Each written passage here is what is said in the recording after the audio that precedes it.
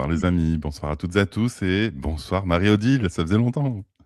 Ah oui, c'est vrai, Sydney. C'est-à-dire on s'est vu en vrai lorsqu'on était tous les deux au Festival de Nexus, donc ça ne me paraît pas si loin, mais c'est vrai qu'à l'antenne, ça fait un petit moment déjà qu'on n'a pas fait Ouais, de duo. Et surtout, les derniers duos que nous avons faits, c'était avec des invités. ouais, Et là, c'était nous nous sommes donné l'opportunité de ne pas avoir d'invités, enfin d'en avoir une, mais qui ne se voit pas avec, avec nos yeux de chair, mais donc de faire une émission tous les deux. Ça va bien, Sydney? Écoute, moi je suis en Provence, alors voilà, on va pas parler du temps tout le temps, mais c'est l'épreuve du feu. Il y a quelque chose de très transmutatoire dans ce moment. Et d'ailleurs, c'est en lien avec le sujet de ce soir, cette célébration de Marie-Madeleine le 22 juillet, on va en parler. Hmm. Mais il y a aussi la notion justement de ce feu qui émerge à cette Oui, période, au passage notamment du cancer au lion, parce que oui. c'est aujourd'hui qu'on passe au lion et qui a même l'énergie du feu à proprement parler. Donc, mais voilà, écoute, je vais plutôt bien. Je suis très dans la matière en ce moment. Voilà, je fais des choses administratives, concrètes. Ça fait du bien. Voilà. Ça Et te toi, donne de comment la vas-tu? joie. Oui, Ouais, c'est ça. moi, je vais bien. Je ne suis pas du tout dans une région où habituellement il y a de la chaleur, donc tout est grillé. Là, l'endroit où j'habite, j'ai jamais vu les choses de cette manière-là. Tout est vraiment très grillé. Après la période de fort soleil et de chaleur intense, on a une période de vent. Et donc là, j'ai l'impression d'être essorée, tu vois, d'avoir été retirée de toute l'eau dans un premier temps. Il y a une toute petite pluie vendredi, je crois. Et depuis, c'est le vent et un vent très, très fort qui sèche tout. Et donc, le merisier a perdu pratiquement toutes ses feuilles. Enfin, c'est un peu apocalyptique quand même, hein. Enfin, je veux dire, c'est très apocalyptique, Ouais, c'est mais ça. comme l'atmosphère l'est en Ouais, général. C'est-à-dire que ouais. l'atmosphère de la conscience et l'atmosphère terrestre sont très raccords.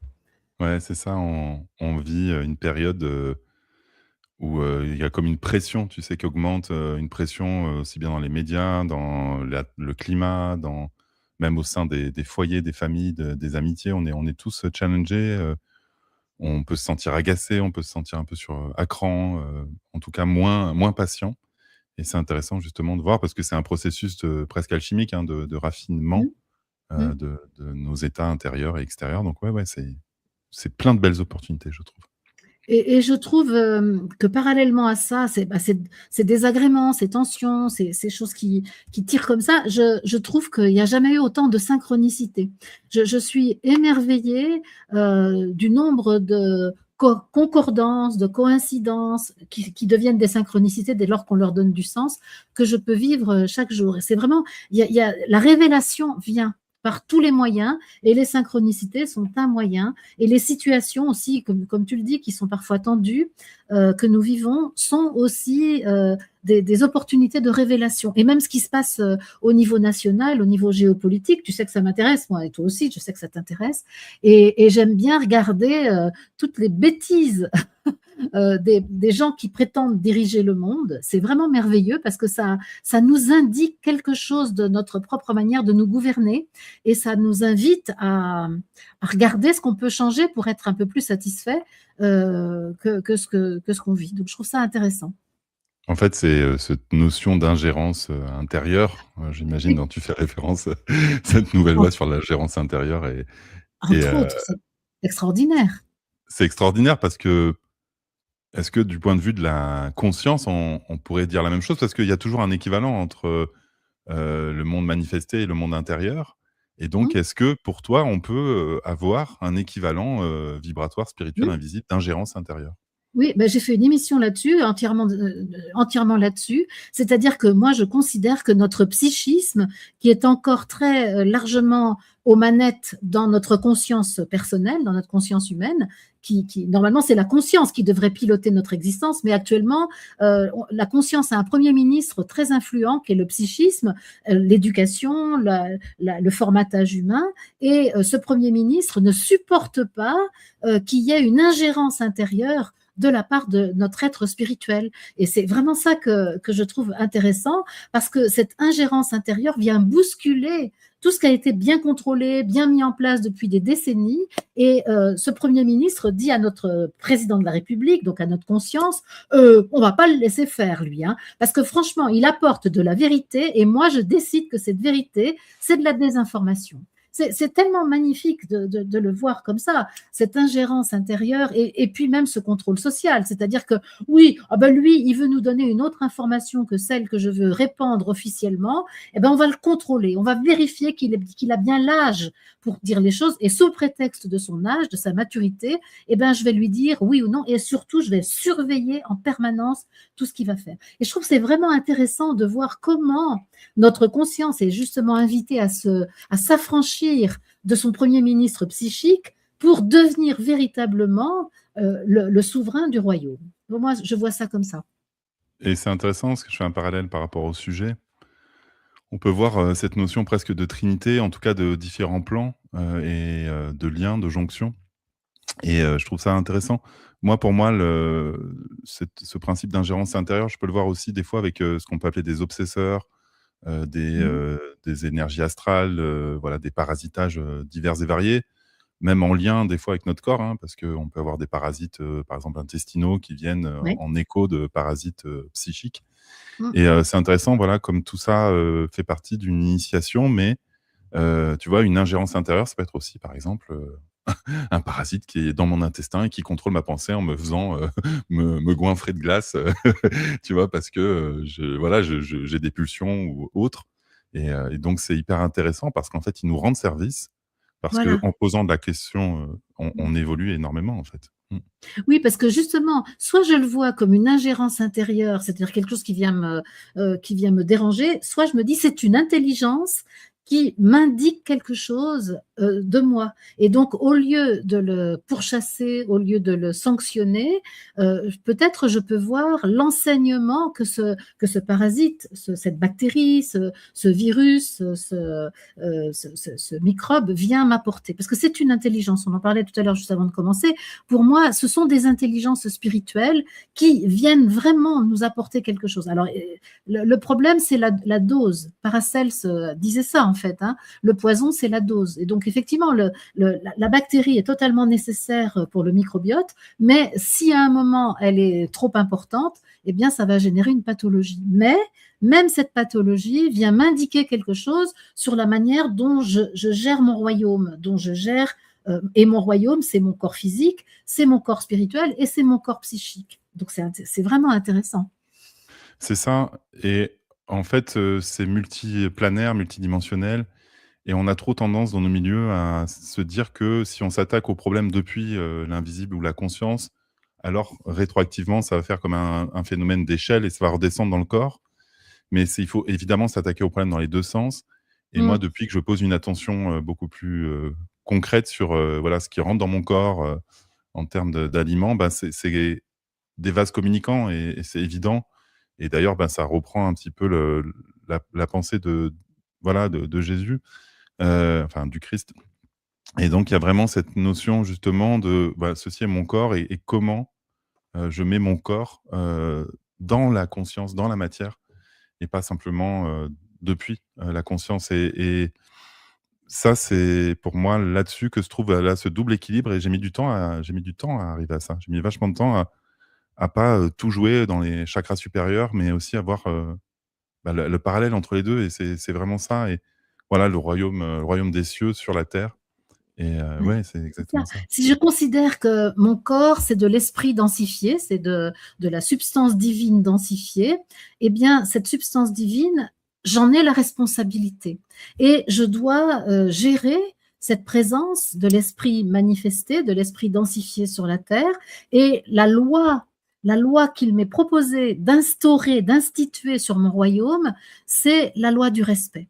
Et donc, évidemment, que la première étape du respect, c'est je respecte mon corps en ne lui donnant pas des informations toxiques, que ce soit physiques ou que ce soit psychologique ou que ce soit même spirituel, parce qu'il peut y avoir aussi dans les recherches spirituelles des choses qui soient à l'inverse de ma nature divine. Et donc effectivement, je suis complètement d'accord avec toi, l'incarnation est à considérer en tant que telle, ça n'est pas une illusion.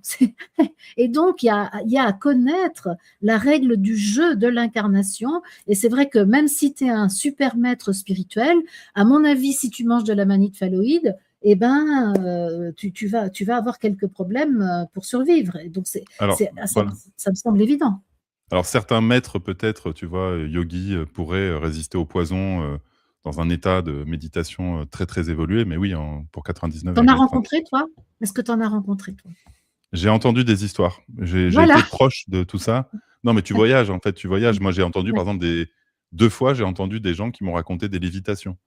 Tu oui. vois? Est-ce Ah que voilà, est-ce que ça par ouais. contre, je suis sûre, c'est clair, parce que notre objectif, c'est quand même de retrouver nos compétences divines dans cette Mmh, incarnation.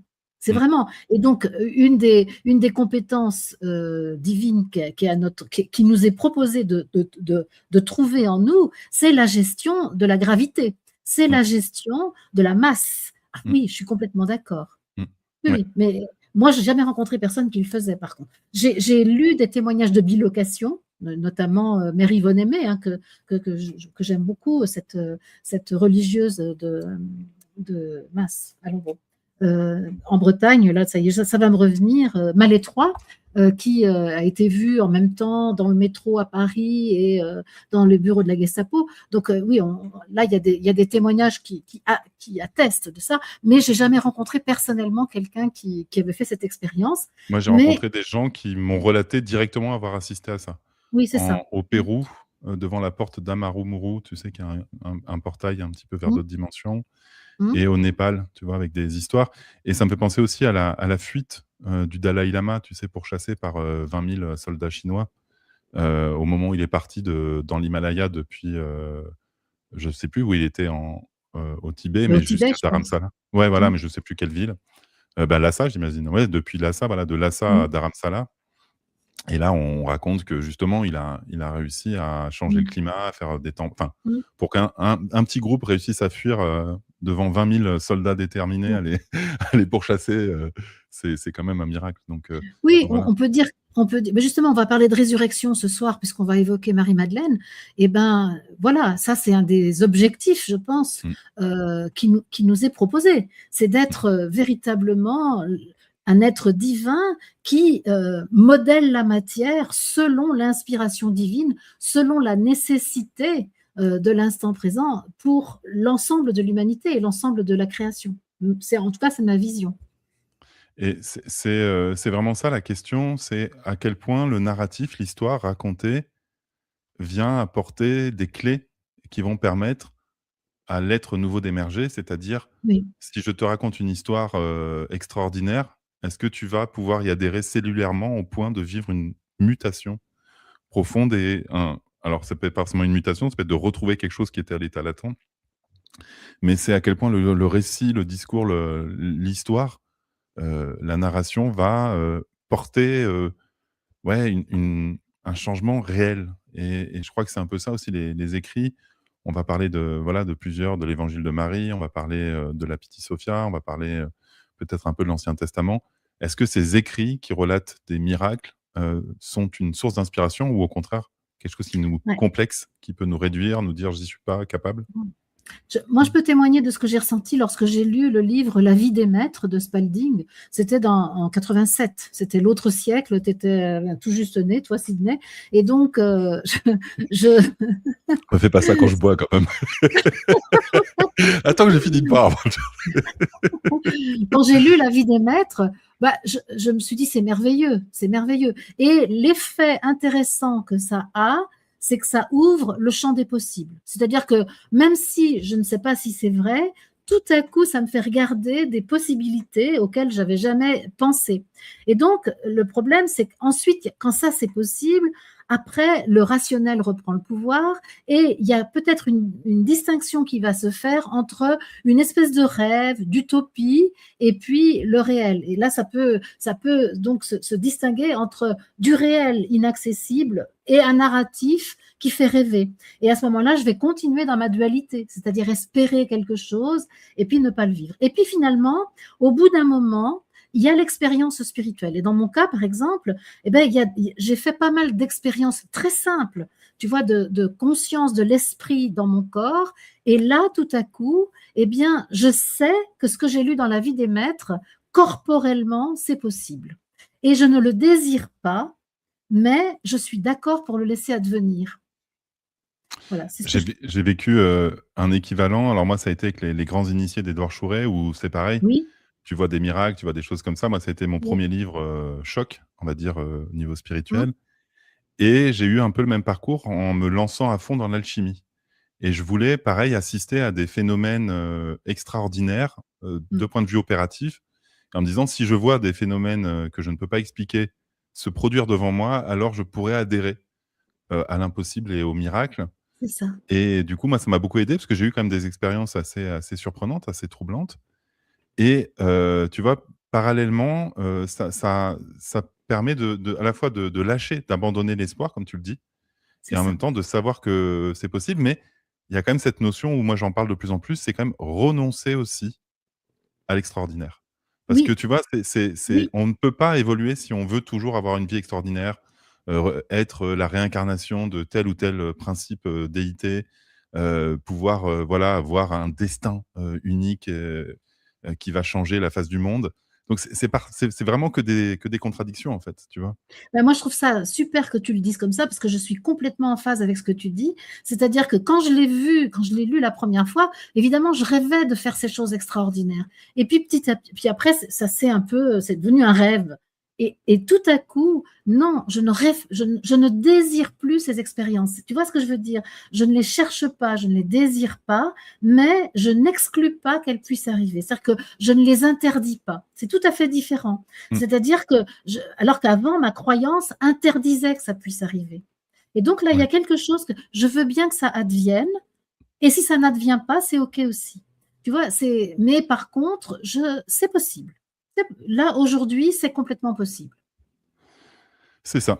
Et déjà, accepter l'idée enfin, voilà, ne pas le désirer, mais ne pas renoncer non plus quelque part dans le sens, Voilà, hein, c'est ça. à la possibilité que ça arrive, c'est énorme, si tu veux. C'est-à-dire que on le voit dans nos vies, on a beaucoup de moi, ce que j'appelle de saboteurs ou de croyances limitantes ou de blocages.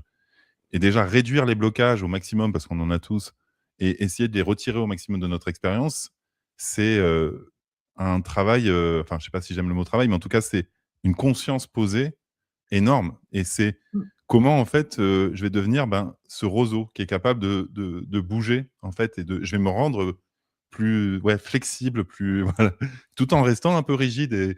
Et ça, c'est vachement difficile, tu vois, d'avoir cette flexibilité dans cet axe d'alignement.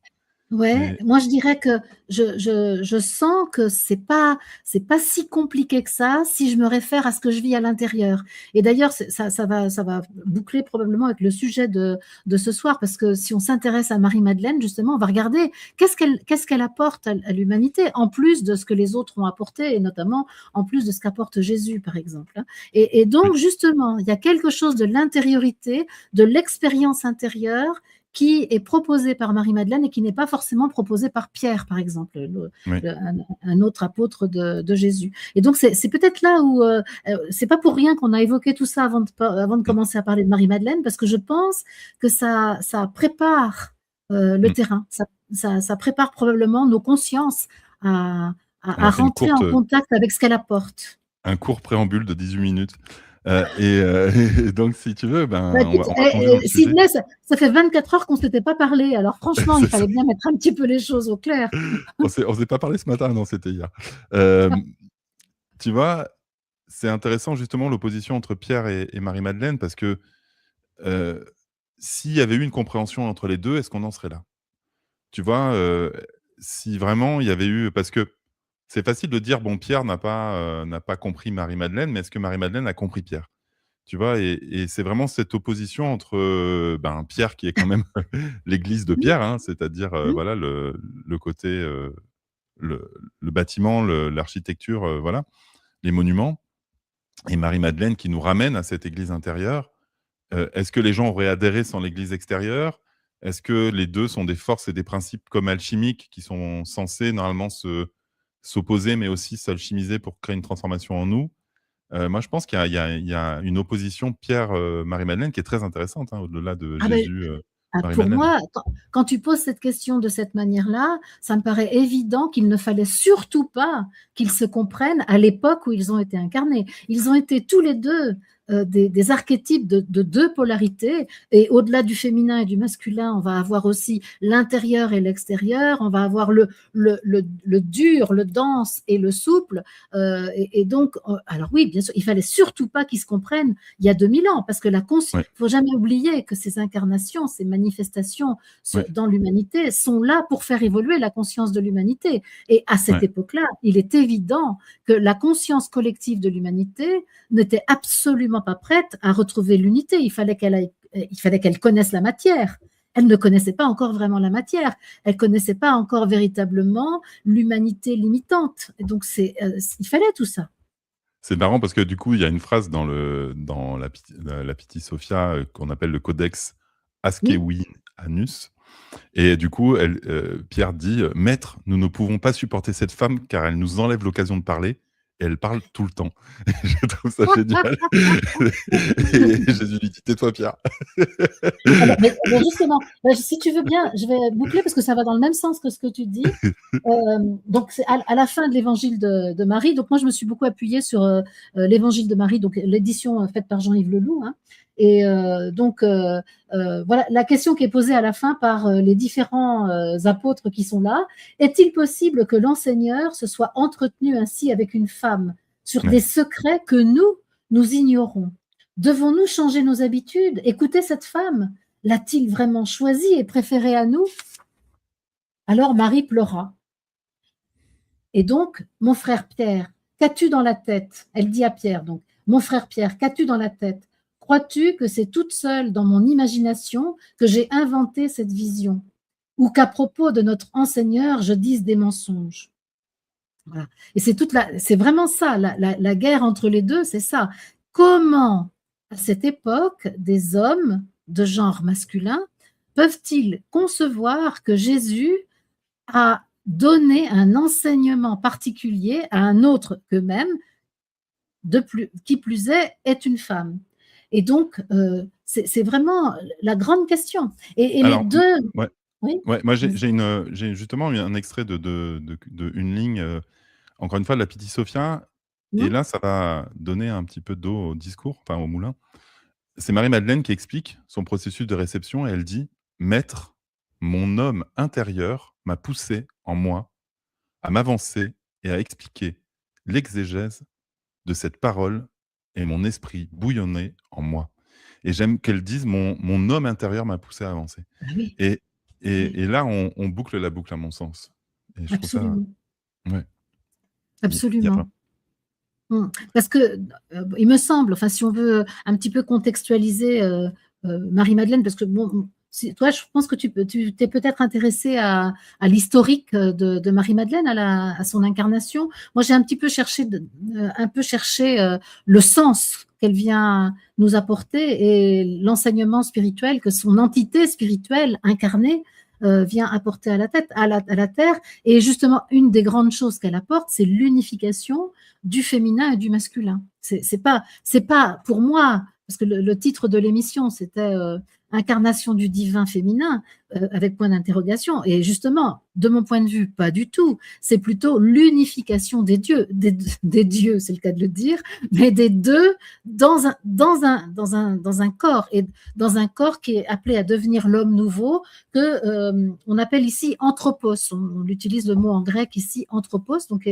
le nom générique pour homme, mais homme nouveau. Donc, voilà un petit peu ce que je peux dire pour présenter le contexte de la vie de Marie-Madeleine selon le point de vue que moi j'ai adopté. Alors, moi, ce que je trouve intéressant, c'est il y a plusieurs points, notamment, le premier qui a soulevé beaucoup mon attention, c'est ce 22 juillet qui n'est pas rien. Et oui, Déjà, il y a ce passage entre guillemets «du cancer au lion». Le cancer, c'est quand même, le féminin qui est, ouais, la maternelle, donc c'est presque, la Marie, le Marie au sens Vierge Marie. Et on a ce passage le 22, à l'énergie du lion, donc qui va être quelque part, la femme, qui va prêcher, avancer, être dans le monde, en fait, presque, qui a intégré son masculin totalement. Et donc il y a déjà là quelque chose de très intéressant, mais ce qui est, très surprenant, c'est que cette date du 22 juillet, elle a été créée de toutes pièces. Elle n'existe pas dans aucun des évangiles. ouais, Elle apparaît à un moment, mais assez tard, hein. Je retrouverai, mais voilà. Et je crois qu'elle a ouais, c'est ça. Et en fait, il y a vraiment ce moment où on fait apparaître, ce féminin et en plus on le lie à d'autres cultes, notamment, au culte isiaque, hein, c'est-à-dire, avec l'étoile de Sirius qui, émerge à cette période-là, qui est donc, le moment où on va pouvoir avoir la montée du Nil, avoir, l'abondance qui arrive, donc, la notion de récolte et on va avoir donc vraiment ce principe et c'est là où il y a une association, à un moment, entre Isis et Marie-Madeleine et où on quitte, l'archétype de Marie pour aller vers celui de Mmh. Marie-Madeleine. Et avec Mmh. syncrétisme, on arrive évidemment à l'assimilation de ces 2 figures, hein, parce qu'en fait, on peut parler maintenant dans la spiritualité actuelle du principe presque Isis-Marie-Madeleine, hein, qui ne font qu'un, comme on peut parler d'autres divinités, en syncrétisme. Et donc on a d'un coup ce principe-là qui devient en plus l'illustration du féminin sacré divin et qui est quelque part, l'idée du modèle que le féminin devrait incarner et qui n'est plus celui de Marie la Vierge, hein. On est vraiment sur, un féminin, presque un peu, guerrier, on va dire comme ça, en tout cas, qui n'a pas peur d'aller, à la confrontation, et à faire avancer le monde et donc je trouve déjà que et récemment en plus et là on peut se poser la question, c'est en 2016, hein, c'est sous le pape François qu'on a cette date du 22 juillet qui devient une fête liturgique, carrément. Au-delà, Ah oui. on est passé du devoir de mémoire à la fête liturgique. On est quand même sous Vatican II.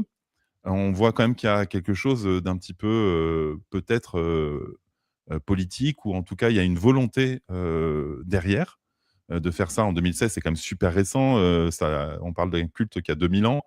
Pourquoi d'un coup, tu vois, 2016 ans, après on s'intéresse à voilà, à célébrer Marie-Madeleine en tant qu'apôtre des apôtres. Donc il y a Mmh. quelque chose aussi qui en fait l'apôtresse, je ne sais pas si on dit ça, numéro un. Et donc, comment on arrive à cette intégration?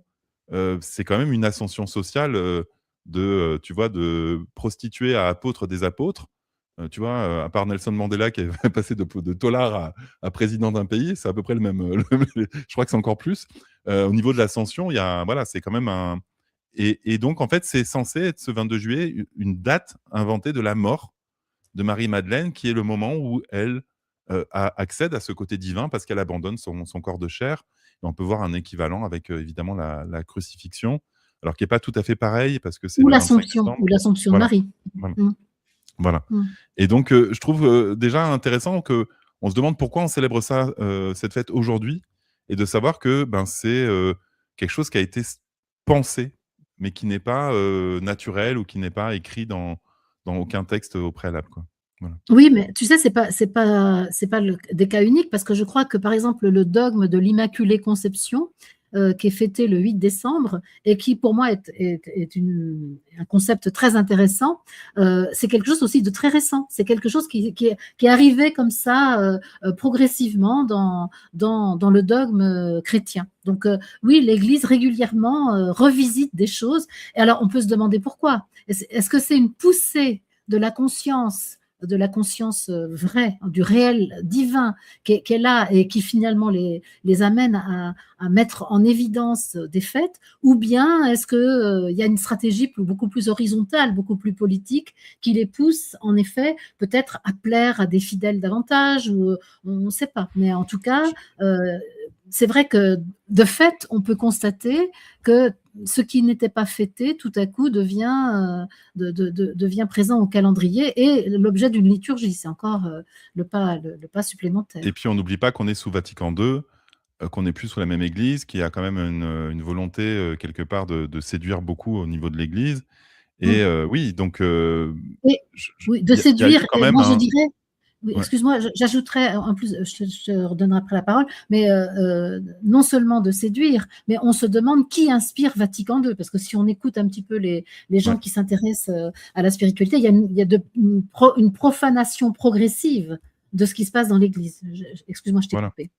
Non, non, c'est pas grave et en tout cas, on sait que ça fait 10 ans qu'on a ce mouvement un petit peu woke, qui a émergé, qu'on est quand même sur, une dizaine d'années, donc on a voilà, je fais pas de parallèle parce que encore une fois, ce 22 juillet est plus ancien. Ça fait quand même, plus de 1000 ans que c'est inscrit. Je crois que c'est je sais plus quel, je crois que c'est quand même 6 ou 7e siècle où ça apparaît cette notion-là. C'est pas voilà, c'est pas récent, mais en tout cas, il y a vraiment une volonté, voilà, d'essayer de ah voilà, c'est ça. C'est le 9e siècle, voilà. 9e siècle, on a vraiment l'apparition de la notion d'apôtre, des apôtres, et puis on Mmh, a, une popularisation avec Thomas d'Aquin au XIIIe siècle. mmh, C'est là où ça devient vraiment officiellement l'apôtre des apôtres. Donc tu vois, c'est quand même, c'est pas récent, mais il y a quand même une volonté d'essayer de voilà, d'essayer de peut-être rester en surface d'un principe qui, à mon sens, est beaucoup plus profond et oui, c'est peut-être ça le sujet de ce soir. mmh, C'est qu'est-ce qu'on peut lire entre les lignes de tout ça et qu'est-ce que ça nous révèle comme processus de transformation intérieure? Parce que l'idée, c'est pas de rester à l'extérieur, mais à l'intérieur et si on plonge là-dedans, qu'est-ce qu'on en comprend comme enseignements qui peuvent nous permettre de vivre une mmh. transformation réelle? Ouais. Mmh, tout à fait et juste pour, aussi quand même resituer les choses dans la relation de Marie-Madeleine avec l'Église, rappelons-nous quand même que dans les premiers conciles, notamment je crois les conciles de Nicée, dans les premiers siècles de notre ère, donc ils se réunissent entre eux là, les bons chrétiens et ils vont décider, des évangiles qui vont être Mmh. canoniques, Mmh. donc authentiques selon eux Mmh. et des évangiles qui vont être apocryphes et Mmh. ils vont donc, censurer, il n'y a pas d'autre mot que de le censurer, en tout cas choisir, sélectionner les textes qui sont conformes au projet d'Église selon Pierre et selon Paul, qui sont les deux qui sont un peu les piliers de l'Église, et ils vont éloigner tous les textes qui seraient peu rentables, on va dire ça comme ça, pour aller vers cette Église très dogmatique qu'ils veulent faire.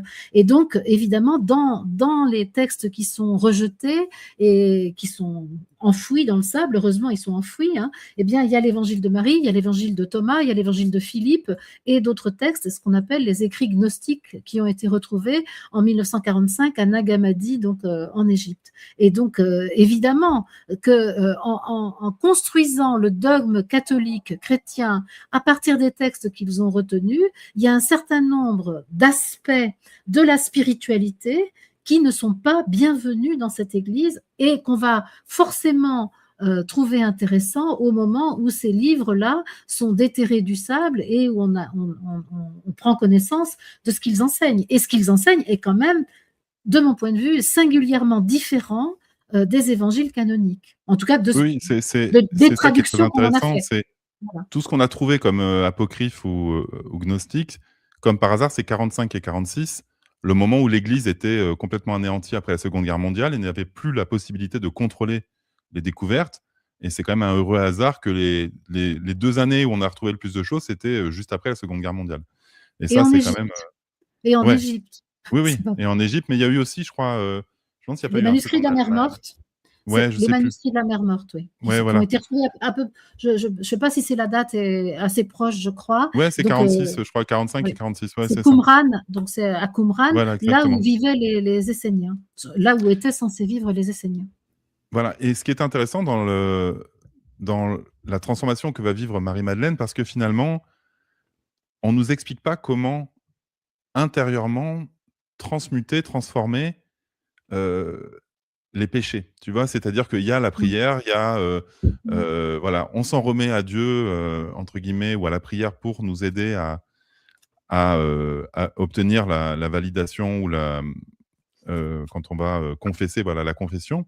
Ce qui mmh, est intéressant dans l'histoire de Marie-Madeleine, c'est qu'elle est réellement, littéralement, aux prises avec le démon. Elle est littéralement, une femme, en tout cas, qui, va utiliser son corps, heu, pour des raisons diverses et variées. Je ne pense pas qu'elle ait eu le choix, mais en tout cas, on la présente comme telle, comme une femme, voilà, prostituée et elle va, grâce à sa force intérieure, réussir à combattre ce démon intérieur, le transformer et par la puissance de l'amour, finalement, arriver à devenir une des femmes les plus, pieuses et les plus saintes qui soient et ça, l'Église, elle aime pas. Elle aime pas qu'on puisse vivre cette transformation intérieure par soi-même parce que, mmh. c'est par elle-même, hein, qu'elle va y arriver, par la puissance de l'amour. Alors bien sûr, la force de Jésus va l'aider, mais il y a quand même un travail intérieur de transformation.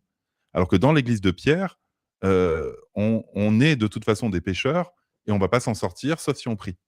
Mais de toute façon, on est condamné. Et dans l'église de Marie-Madeleine, c'est pas du tout la même chose et je pense que ça, c'est à noter et c'est très important et c'est pour ça que ce discours, il plaît pas, en fait.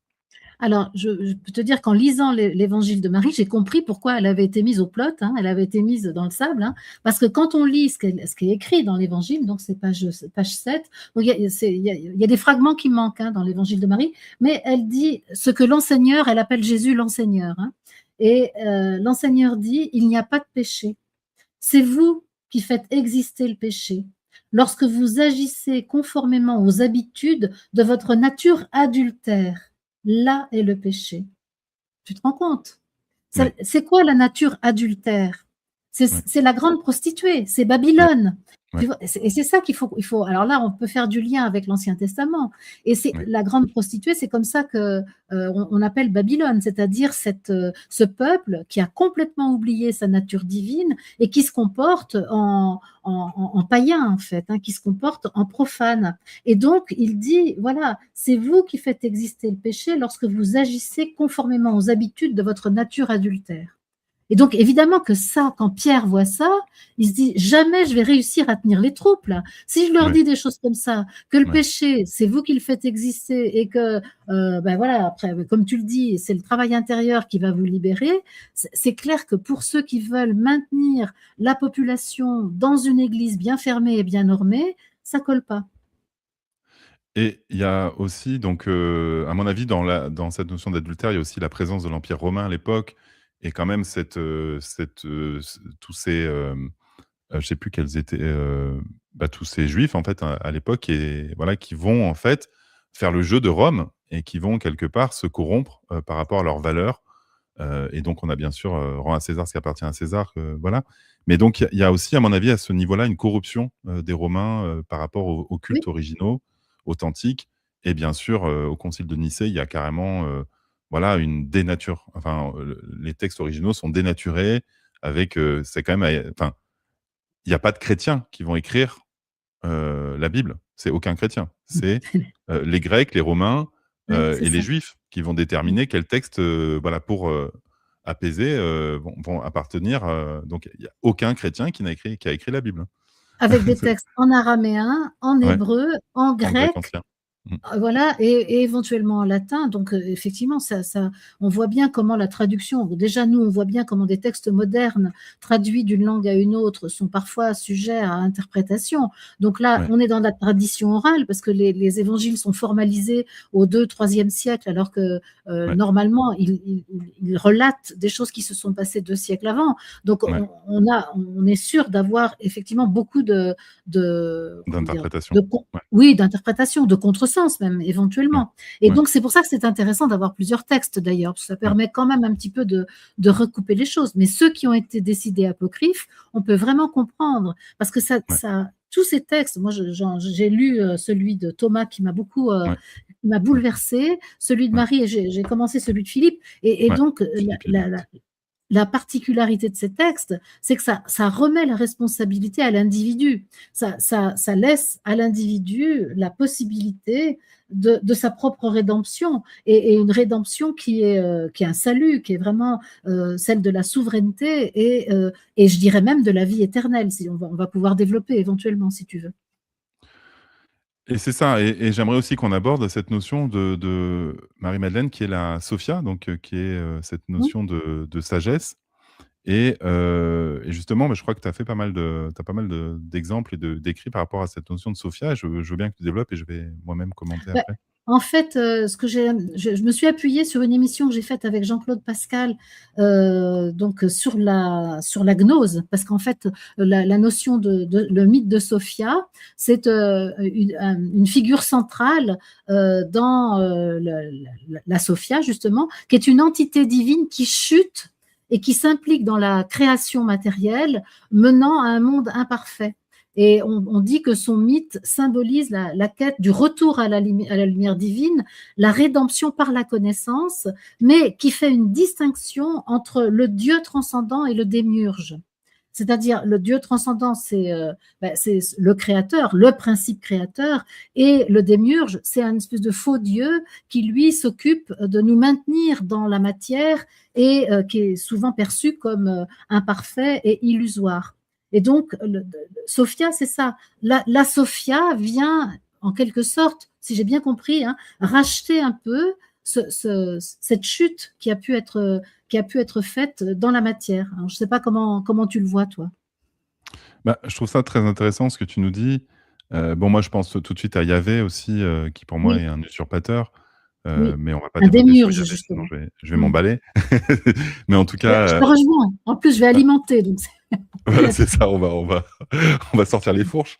Mais en tout cas, ce qui est sûr, c'est qu'il y a une assimilation et on le voit même au niveau des premiers cartouches, hein, de hiéroglyphes avec, ce putsch, de l'usurpateur qui se prend pour, le soleil et Mm. donc le principe, émergent de lumière, hein, donc c'est Oui. l'assimilation à la lumière et en même temps, on peut faire le pont avec le verbe parce que finalement, entre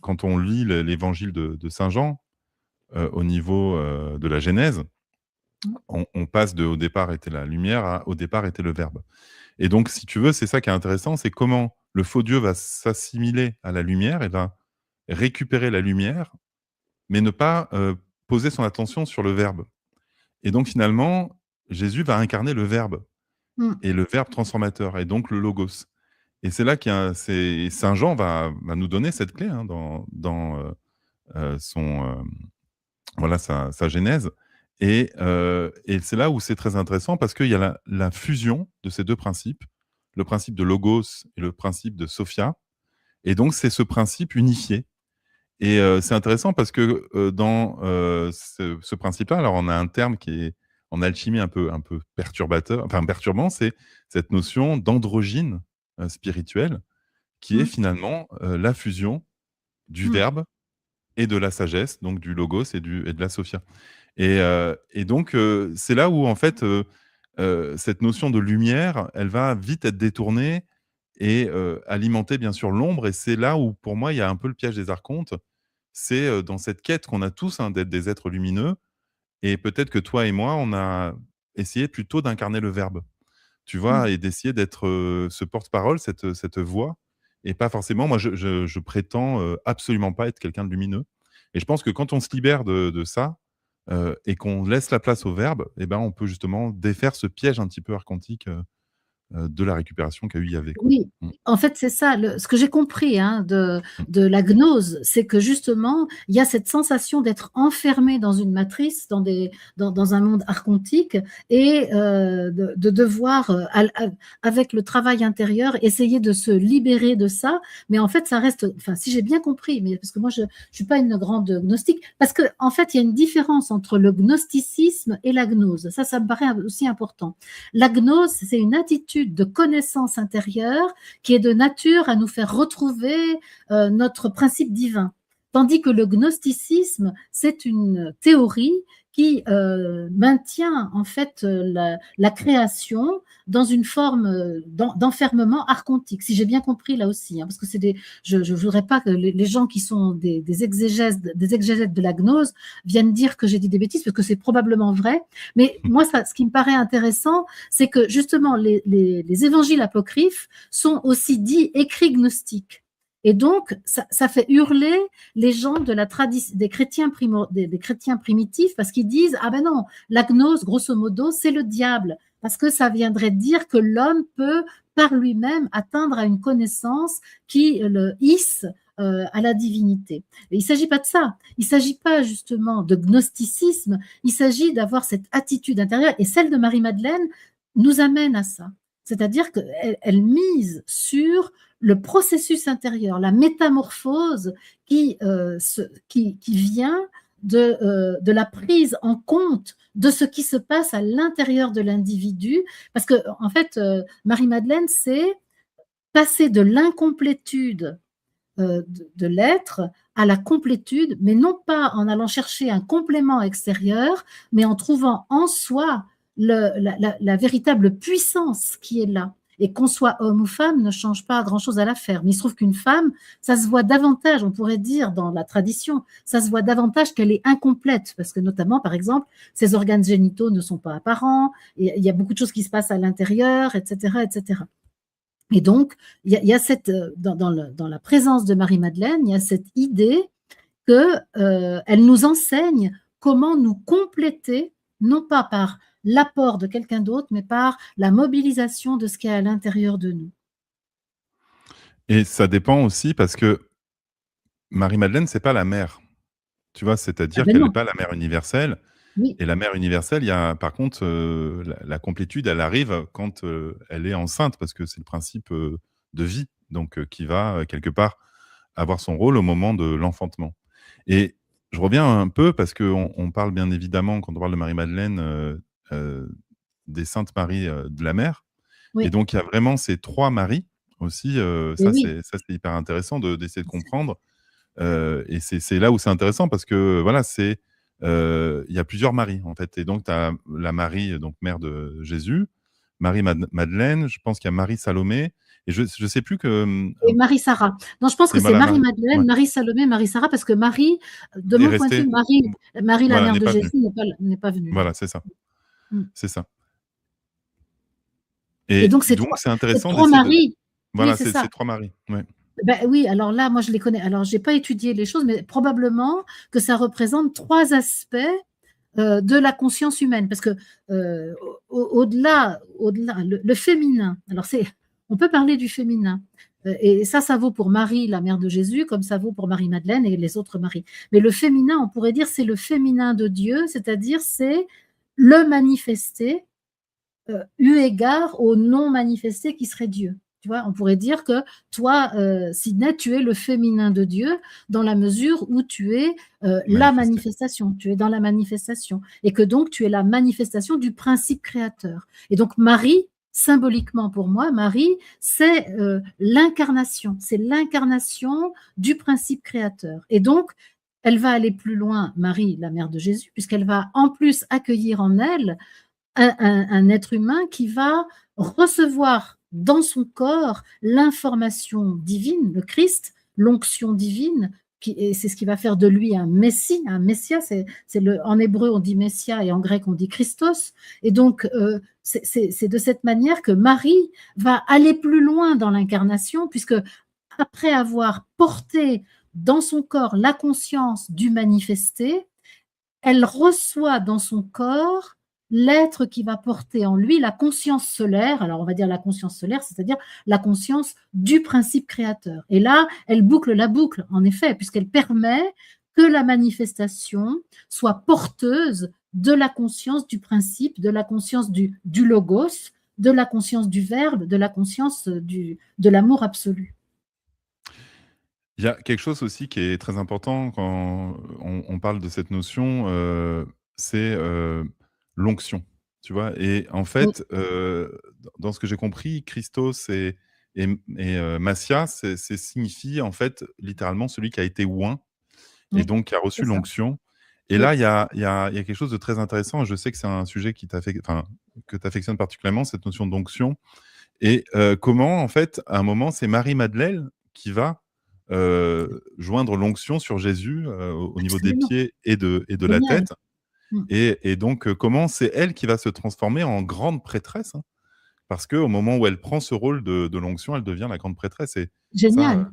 ouais. C'est génial que tu fasses ce lien, parce qu'effectivement, il y a cette scène qui est décrite, hein, où Mmh. Marie-Madeleine va oindre, et on dit avec les cheveux, et Ouais, donc avec le nard. Et moi, ouais. j'utilise le nard, hein, j'en utilise dans ce que je me mets sur le visage toujours, parce que c'est un parfum absolument fabuleux, le nard. Et donc, ce nard qui est un parfum très précieux. Et d'ailleurs, c'est intéressant parce que les apôtres les masculins lui reprochent d'avoir acheté du nard parce que c'est très cher. Et ils disent Ouais, quand même, ça aurait été mieux de donner l'argent aux pauvres que ouais, d'acheter des parfums comme ça qui sont des frivolités, en fait. ouais, Et c'est elle, ça. elle sait que ce nard, en fait, il a une vibration, il a une Ouais, fréquence qui est de ouais, nature à activer la conscience ouais, du principe créateur. Et effectivement, comme Jésus est né, Christ a été oint par les rois mages, parce c'est une forme d'onction, ouais, les rois mages, quand il arrive. ouais, Ensuite, il est baptisé par Jean le Baptiste. Et il y a un troisième baptême, on pourrait dire, une troisième onction avec ce nard que Marie-Madeleine répand sur lui. Et donc, c'est intéressant parce que ça vient nous dire quoi? Que cette femme qui est considérée comme une incarnation très profane, même mmh, prostituée, tu vois, mmh, eh bien finalement c'est elle qui fait le lien entre le divin et l'humain, et qui permet à Jésus d'activer encore plus cette fonction Christos en lui, cette fonction Messia en lui. C'est elle qui dynamise ça par ce geste. Ça, c'est vraiment on pourrait dire un soin complètement divin qui passe par elle. Ça veut dire qu'elle a dans son être spirituel toutes les qualités nécessaires requises pour ramener cette conscience du divin, cette conscience du Messie, cette conscience du Christ en Jésus et devant des témoins. Pour moi, il y a aussi la notion de préparation du corps comme une forme d'embaumement pour préparer à la crucifixion Oui. et quelque part comme si on fait à la fois, on met un film comme un film de protection et à Ouais. la fois on permet à ce que presque la conscience glisse pour sortir du corps.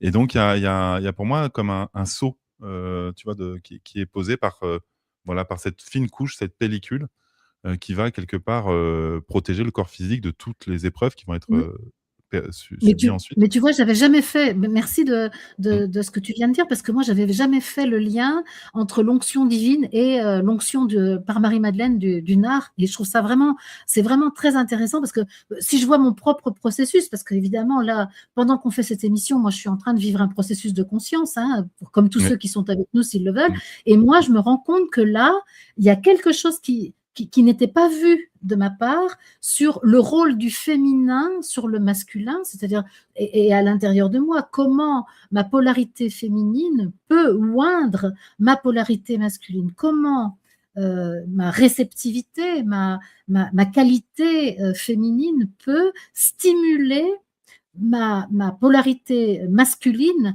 pour que ma souveraineté aille plus loin sur le chemin sur lequel je suis. Donc, je trouve que Mais c'est mais vraiment mais en intéressant. plus, attends, à notre époque, cette vision du féminin, il se met à genoux devant le masculin et quelque part, elle va lui baiser les pieds, donc le loindre au niveau des pieds. Enfin, il y Oui. a quelque chose qui est un acte quelque part de soumission, mais qui va par cet acte de soumission apparente, en faire la grande prêtresse.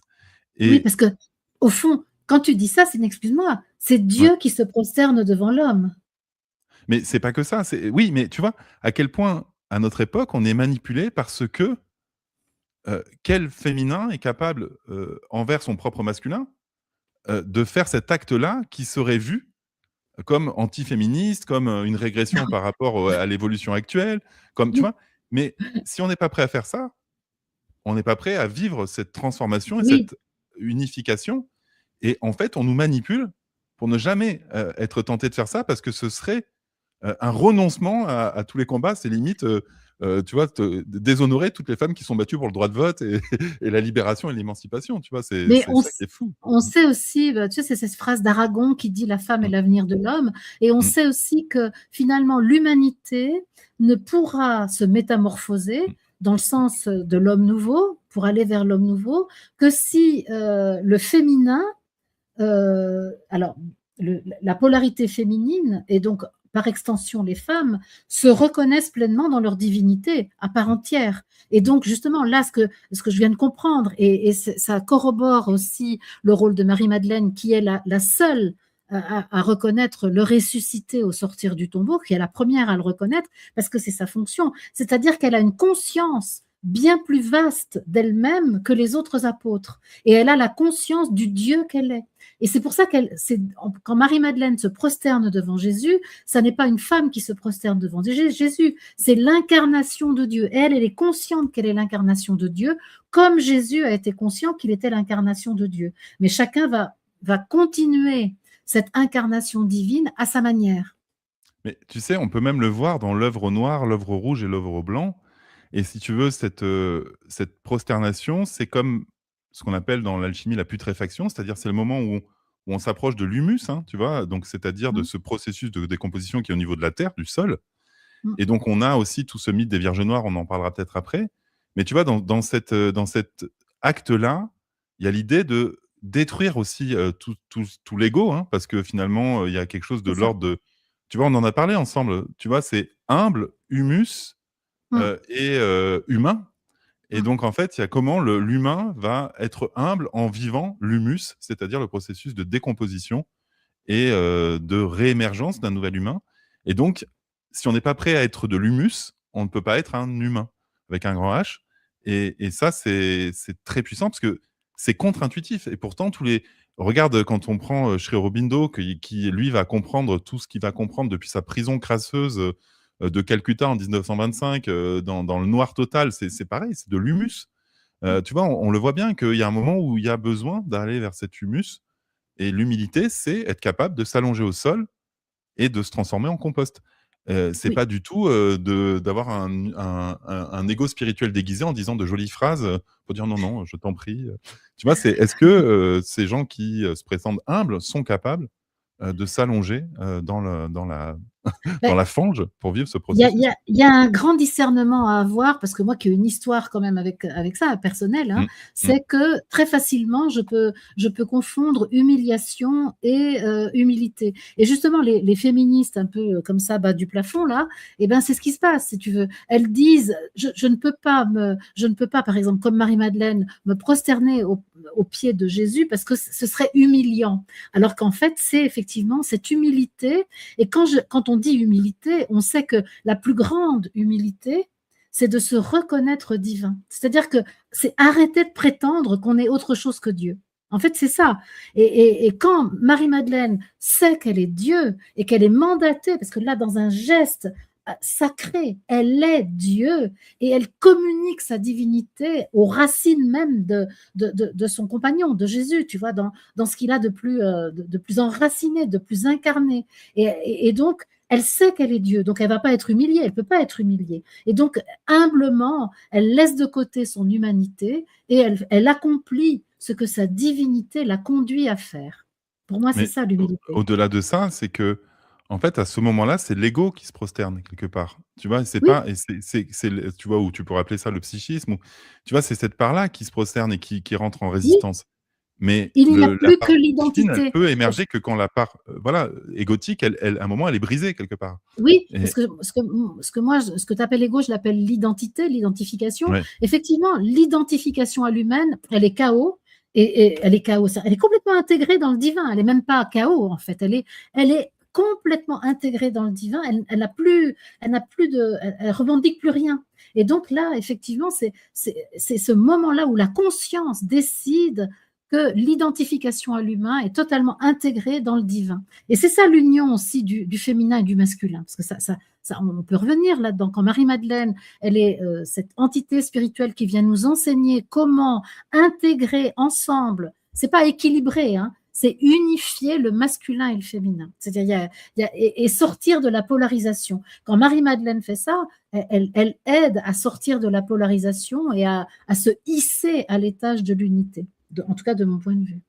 Et en fait, il y a aussi le lien avec, le principe de la Terre, donc du principe, voilà, presque tellurique, enfin, en tout cas, de la planète. Et c'est ça, où c'est intéressant justement comment les Vierges noires, qui sont quand même, quelque part le culte qui va, rendre grâce à Marie-Madeleine, en À tout cas Isis, depuis en tout l'Europe. cas, comme tu les Ouais, associes. Ouais. Mmh. voilà. Et donc comment c'est lié aussi aux énergies telluriques de la Terre, aux veines, et aux lieux énergétiques. Et justement, pour moi, j'y vois vraiment une opposition entre ces Vierges noires en lien avec, l'énergie intérieure, profonde, et ce principe, déjà du faux Dieu, hein, de ce principe, donc solaire, extérieur, dans les cieux, qui voilà.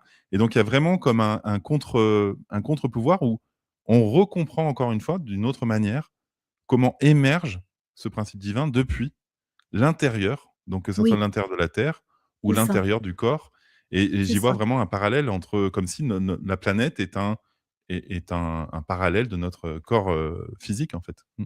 Bah, c'est clair. Notre Mmh. corps physique est constitué des éléments que nous avons prélevés à la terre, parce que notre mère l'avait prélevé à la terre, notre grand-mère, et cetera, et cetera. Et donc notre corps physique, il est, on va dire, une manifestation holographique, fractale, je sais pas comment on dit ces choses-là, mais en tout cas, c'est clair qu'on peut voir que nous sommes une planète. Nous sommes une planète, et même on est un système solaire. Et Fractal, je dirais. même, Ouais, ouais. voilà, c'est fractal. Enfin, les Et 2, donc ça marche les 2, notre ouais. corps, on pourrait dire, c'est une, ouais, une une image en plus petit de ce qu'est une planète ou même un système solaire. C'est même plus vrai de regarder les astrologues qui font de l'astrologie un peu humaniste. Là, ils voient les différents organes en lien avec les planètes, etc. Mais de toute façon, tout dépend du maillage qu'on fait pour regarder l'image. Hein. Donc, on peut regarder effectivement à l'échelon de la Terre, comme on peut regarder à l'échelon du système solaire, comme on peut regarder à l'échelon d'une galaxie. Mais c'est évident que notre densité, elle est significative de la planète dense sur laquelle nous vivons. On est constitué des mêmes éléments. C'est pourquoi d'ailleurs tout ce que je fais à mon corps a un retentissement sur la planète. Et à l'identique, tout ce qui est vécu par la planète peut avoir un retentissement sur mon corps, puisque c'est la même substance. C'est exactement la même substance. C'est la même substance, mais en miroir. Et c'est là où c'est intéressant, parce que quand tu analyses tout ça, tu vas pouvoir voir, par exemple, que le cortex cérébral, ça pourrait représenter l'imagerie des galaxies entre elles, des reliances, tu sais, quand on fait une imagerie où on dézoome sur l'univers en entier, on va voir les connexions qui sont proches des synapses. On a quand même le fait que nos bronchioles sont comme les branches d'un arbre, mais pareil, tu vois, nous, c'est vers le bas, et les arbres, ça va être vers le haut. Et on a quand même tout le processus de digestion qui est à l'intérieur de notre corps, là où le monde végétal et le monde minéral vont le faire à l'extérieur, c'est-à-dire la décomposition du fruit qui va permettre, avec la matière fécale, donc l'humus, de faire émerger la vie. Et donc, on voit bien comment nous sommes en fait un miroir opposé, donc des planètes, des arbres, du minéral, et donc, enfin, en tout cas, les animaux. Et donc, c'est fou comment ce parallèle se pose.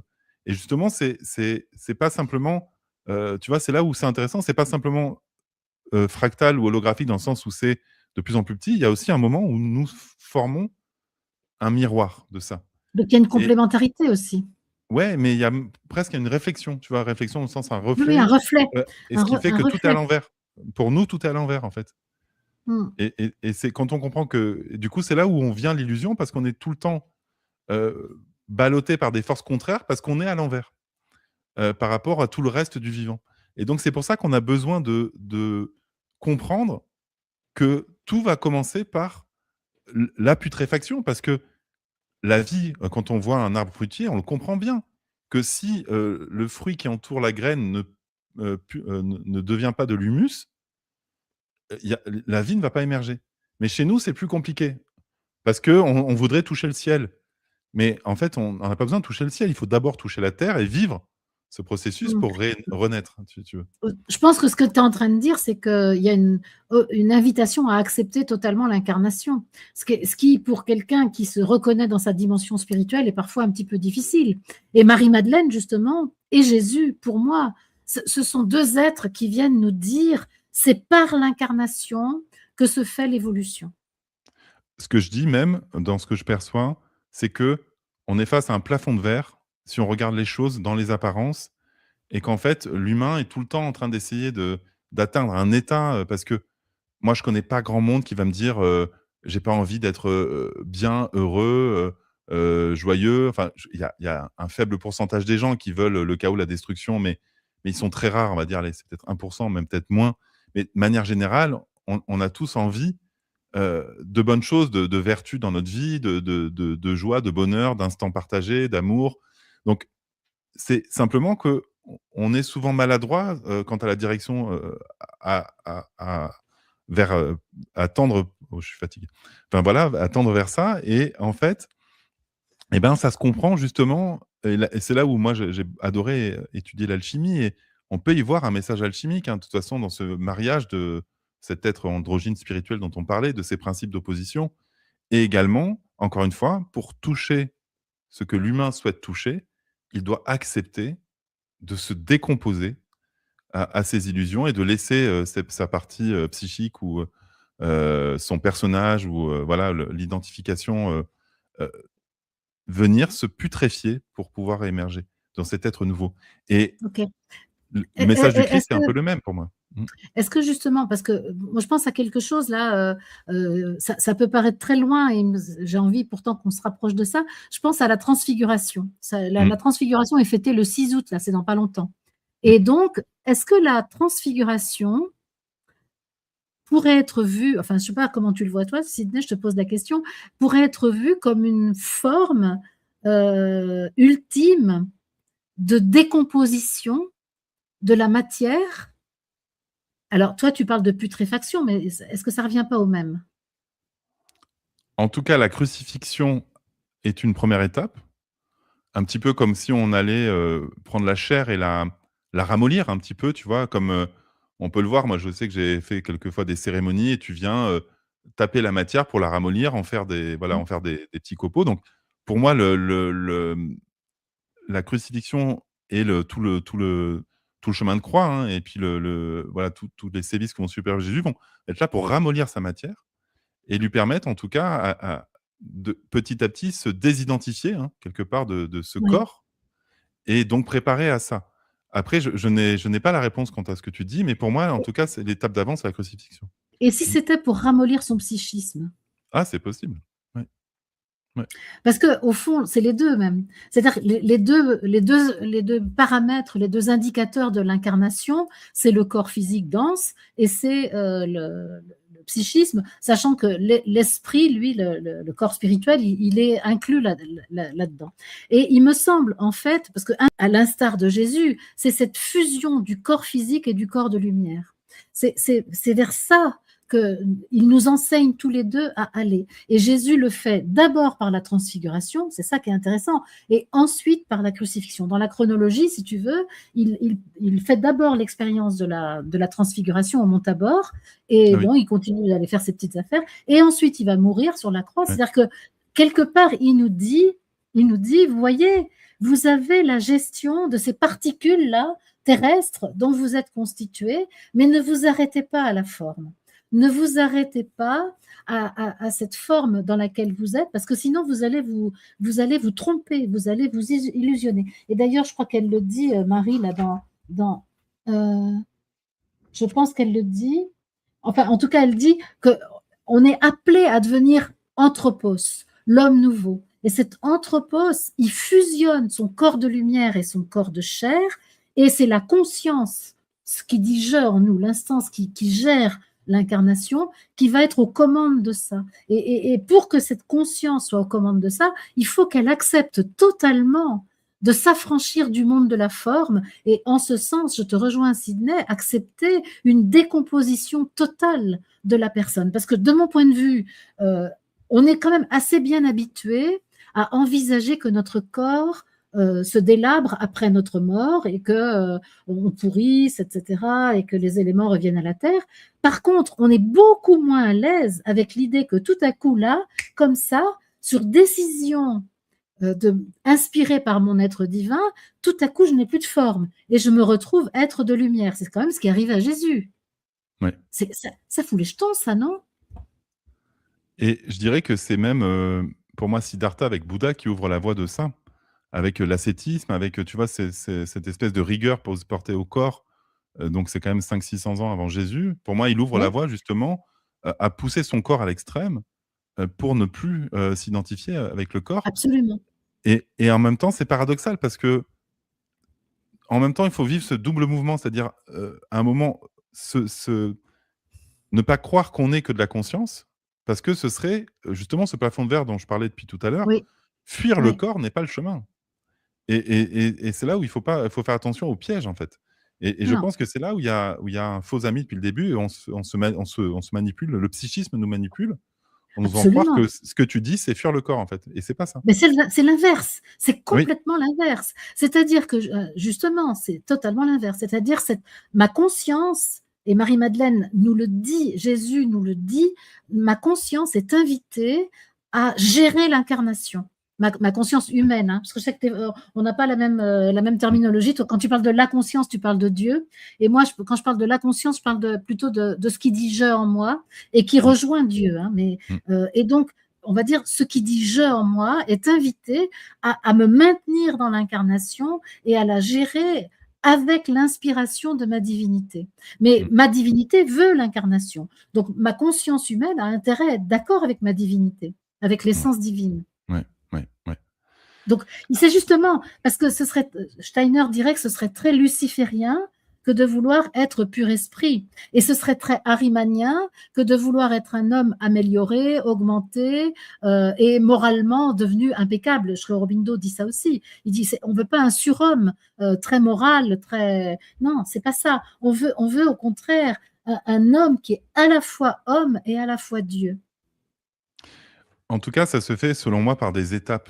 Et c'est là où, tu vois, tu me disais tout à l'heure, en un instant, je peux décider, me disloquer. Mais pour pouvoir faire ça, ça veut dire qu'il faut avoir vécu les étapes, initiatiques, hein. D'ailleurs, on le voit même dans la vie de Jésus, il y a quand même 5-6 étapes, primordiales qui vont amener à cet abandon voilà, du psychisme et de ses croyances.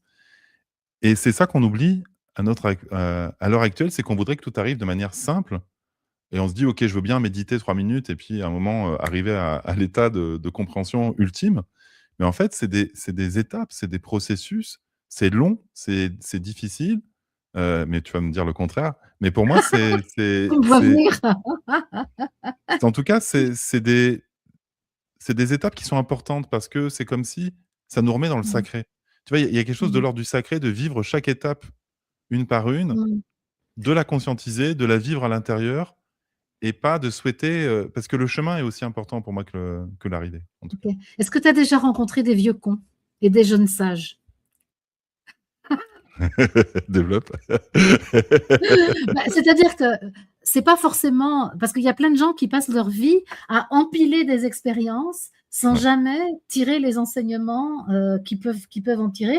Et donc, ils ont beau faire toutes les étapes initiatiques dont tu parles, s'il n'y a pas un moment, la conscience qui se mobilise, la conscience je, hein, la conscience de soi, ce que je sais de moi et du monde, cette instance se mobilise pour tirer un peu les enseignements et faire justement délocaliser la conscience et regarder ce qui s'est passé, ça servira à rien. Et puis, tu as des. L'autre jour, j'ai travaillé avec un enfant parce qu'il était malade, je l'ai aidé, mais mais t'aurais vu, Sydney, j'étais scotchée de sa capacité à être conscient et à tirer les enseignements de ce qu'il avait vécu. Donc, oui, je ne vais pas dire ça demande pas de temps, mais je vais te dire aussi, ça peut se faire automatiquement et immédiatement. L'expérience de Saint Paul est intéressante à ce sujet. Saint Paul, il s'en va pour trucider les chrétiens, et puis sur le chemin de Damas, il est illuminé, il est désarçonné, et ça vient tout d'un coup. Alors moi, je ne sais pas si ça vient progressivement ou si ça vient tout d'un coup. Moi, je sais en particulier, pour ma propre expérience, qu'en 1986,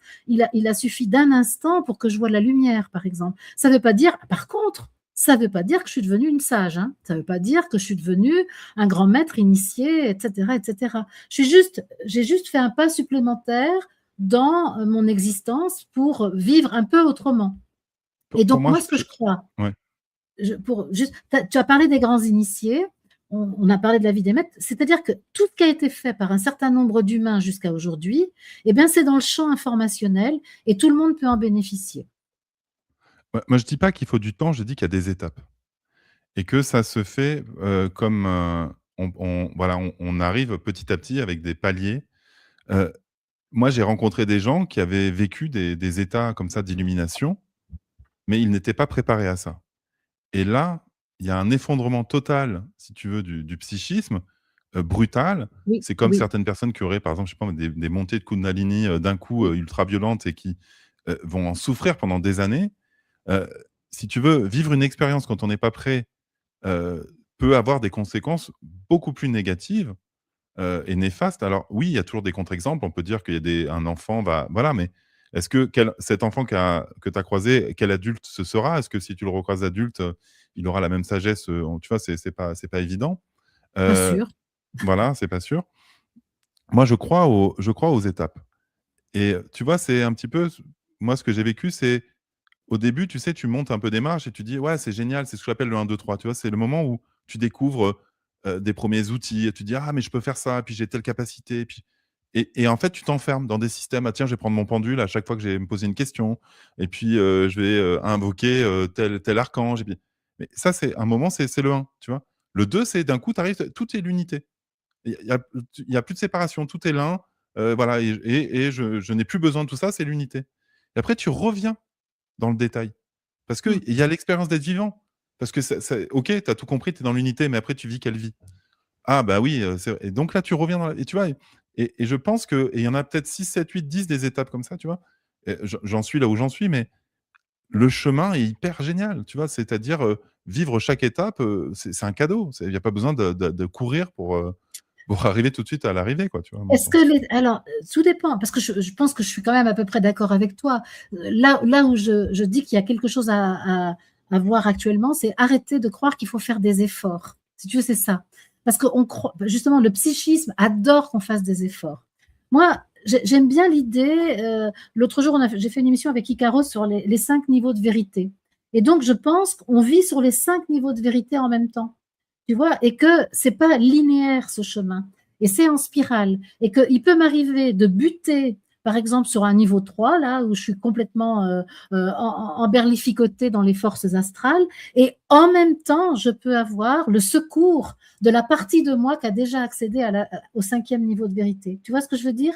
C'est-à-dire que c'est pas ce chemin, il n'est pas linéaire, et il est plutôt en spirale, et on est sans arrêt en train de vivre les différentes couches simultanément avec une focale plus importante à un moment sur un aspect. En ce moment, par exemple, moi, je suis pas mal intéressée par le fait de pas laisser mon identité humaine d'origine prendre le pouvoir sur mon système. Ben, tu vois, c'est mon actualité du moment. Ben, ça ne veut pas dire que j'ai jamais atteint le 5e niveau de vérité. Ça veut dire que là, je suis encore taraudée par des trucs un peu psychiques, etc. Mais je suis quand même aidée par ces expériences que j'ai pu faire à certains moments d'unité. Tu vois ce que je veux dire? Oui, mais il y a des paliers et en fait, tu vois, l'échange qu'on a, il est depuis un palier et tu vas pas désapprendre ce palier de conscience dans lequel tu es. Il y a pas de hiérarchie dans les paliers. On peut avoir des paliers dans Non, un ordre différent, mais oui, tu vois, cet état qu'on a, de, simplicité, de renoncement, dont on parlait à l'extraordinaire, de revenir dans la présence, d'être simplement, retourner, faire notre jardin ou, vider nos toilettes sèches ou faire ce que tu vois? Cet état-là, c'est un palier et tu vas pas, d'un coup revenir en arrière en disant, je me remets dans l'extraordinaire et je vais, ritualiser, en faisant une cérémonie, tu vois, pour appeler, tel archange. Alors qu'à un moment, moi en tout cas je l'ai fait, tu vois? Mais maintenant que je ne le fais plus, je vais pas le refaire, oui, ou alors je vais le faire autrement, ou peut-être dans quelque chose de plus, léger, de moins, voilà, moins tu vois? Donc en même temps, c'est comme la pilule rouge de Matrix, tu veux, tu peux pas, heu, la recracher la pilule, tu vois? Donc il y a quand même des paliers qui se font et pour moi, cette notion de palier, elle est hyper importante. Ouais. ok, ok, Mmh. je vois ce que tu veux dire. Et justement, comment? Ben oui, non, mais je vais pas contester, je ne conteste pas. Parce que je suis, en même temps, je suis d'accord avec toi. Moi, je ne le vois pas linéaire, c'est surtout ça. Tu Oui, vois, ça, je suis d'accord. voilà, c'est Ouais. plutôt le côté spirale, moi, et je pense qu'on est d'accord là-dessus. Et que, comment je vais dire ça? Moi, ce que je peux constater, c'est que les expériences que je suis amenée à vivre n'arrêtent pas de rouvrir mon bagage émotionnel à plein d'endroits où je l'ai déjà ouvert, mais je ne l'ouvre pas avec la même conscience que je le faisais autrefois, parce que j'ai quand même un petit peu pris soin de tirer leçon des expériences que j'ai vécues, et je ne recommence pas sans cesse les mêmes expériences. Il faudrait pas trop que je l'affirme quand même, parce que demain, je peux peut-être me prendre une Dans les expérience. relations, c'est compliqué Ben quand oui, par tu vois, les exemple, relations nous font mentir là-dessus. Tu vois, bien c'est sûr. intéressant. Voilà, les relations, elles nous éprouvent tout le temps et elles nous ramènent, en arrière, heu mais je pense qu'il y a une différence entre l'expérience humaine où là, il y a de toute façon, encore une fois de l'ego, dans la relation, c'est très compliqué d'être dénué d'ego dès qu'on relationne les uns avec les autres.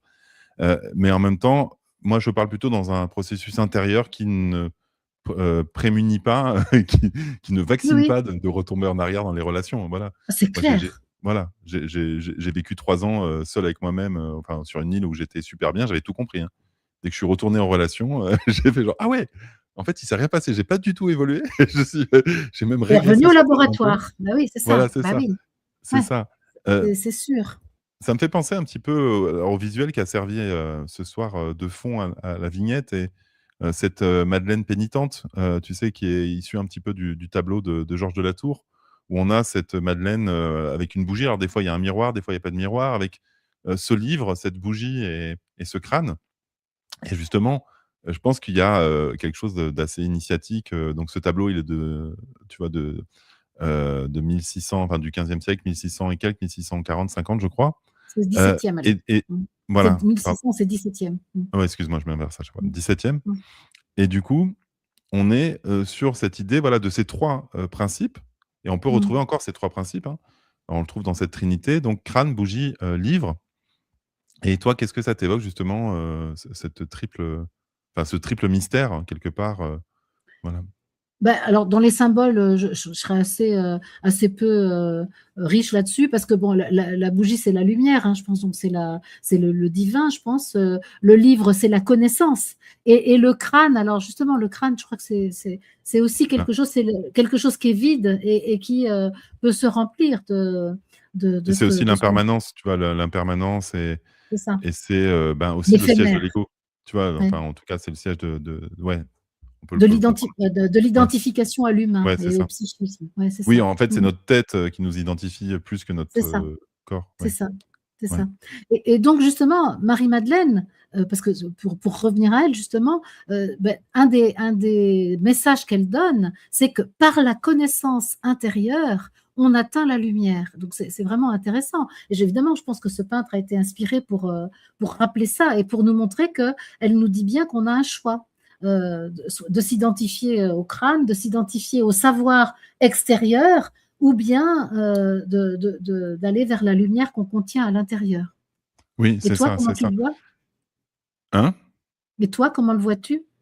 Ben, je pense que c'est toujours dans le mystère, en fait, il y a des 1res réponses, simples qu'on peut avoir, là, qui sont celles qui nous sont données, mais je pense que dans le mystère, il y a quelque chose qui est assez agréable de se laisser, surprendre à avoir d'autres interprétations que les 1res qu'on pourrait avoir Mmh mh. et justement, oui, on peut imaginer le crâne, c'est la mort, mais ça pourrait être aussi, toute autre chose et la mort de l'ego, évidemment.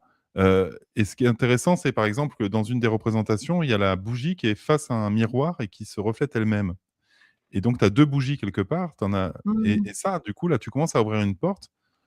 Et là, c'est assez surprenant parce que justement, tu as cet effet de reflet, de lumière reflétée dont on parle depuis tout à l'heure, où j'avais développé un petit peu l'humain qui est en miroir et Mmh. donc il y a aussi la fausse lumière, la vraie lumière. Mmh. Il y a les vanités, il y a, évidemment la connaissance de la gnose, du livre. Mais je pense que c'est comme tout, c'est intéressant de se laisser, aller à d'autres interprétations peut-être moins, notable avec des mots, mais plus avec des sensations. Mais en tout cas, il y a pour moi, il y a l'idée qu'elle détient un secret. Tu vois? Alors, évidemment, Mmh. on peut parler aussi, sang réal, hein, du sang royal, du saint graal. Mmh. Est-ce que, Mmh. ce secret qu'il nous montre, c'est qu'elle est enceinte? Et Ah quand elle oui. se regarde, tu vois, ça peut être ça aussi. Heu, mais, mais c'est moins Moi enfin, c'est ouais. toi, quelle est ta position justement? Parce qu'il y a toute une légende là autour de Marie-Madeleine qui aurait eu des enfants avec Jésus, avec la dynastie des Mérovingiens et cetera. Moi je c'est pas une histoire qui m'accroche trop, mais toi peut-être tu as quelque chose à dire là-dessus, non? Bah, de toute façon, c'est toute l'histoire du Da Vinci Code, hein. Ouais, c'est ça. Pour Dan Brown, il a fait de Marie-Madeleine une superstar, hein. C'est quand même, depuis Dan Brown qu'il y a eu beaucoup voilà, de reliance avec Marie-Madeleine comme le féminin Mmh. sacré.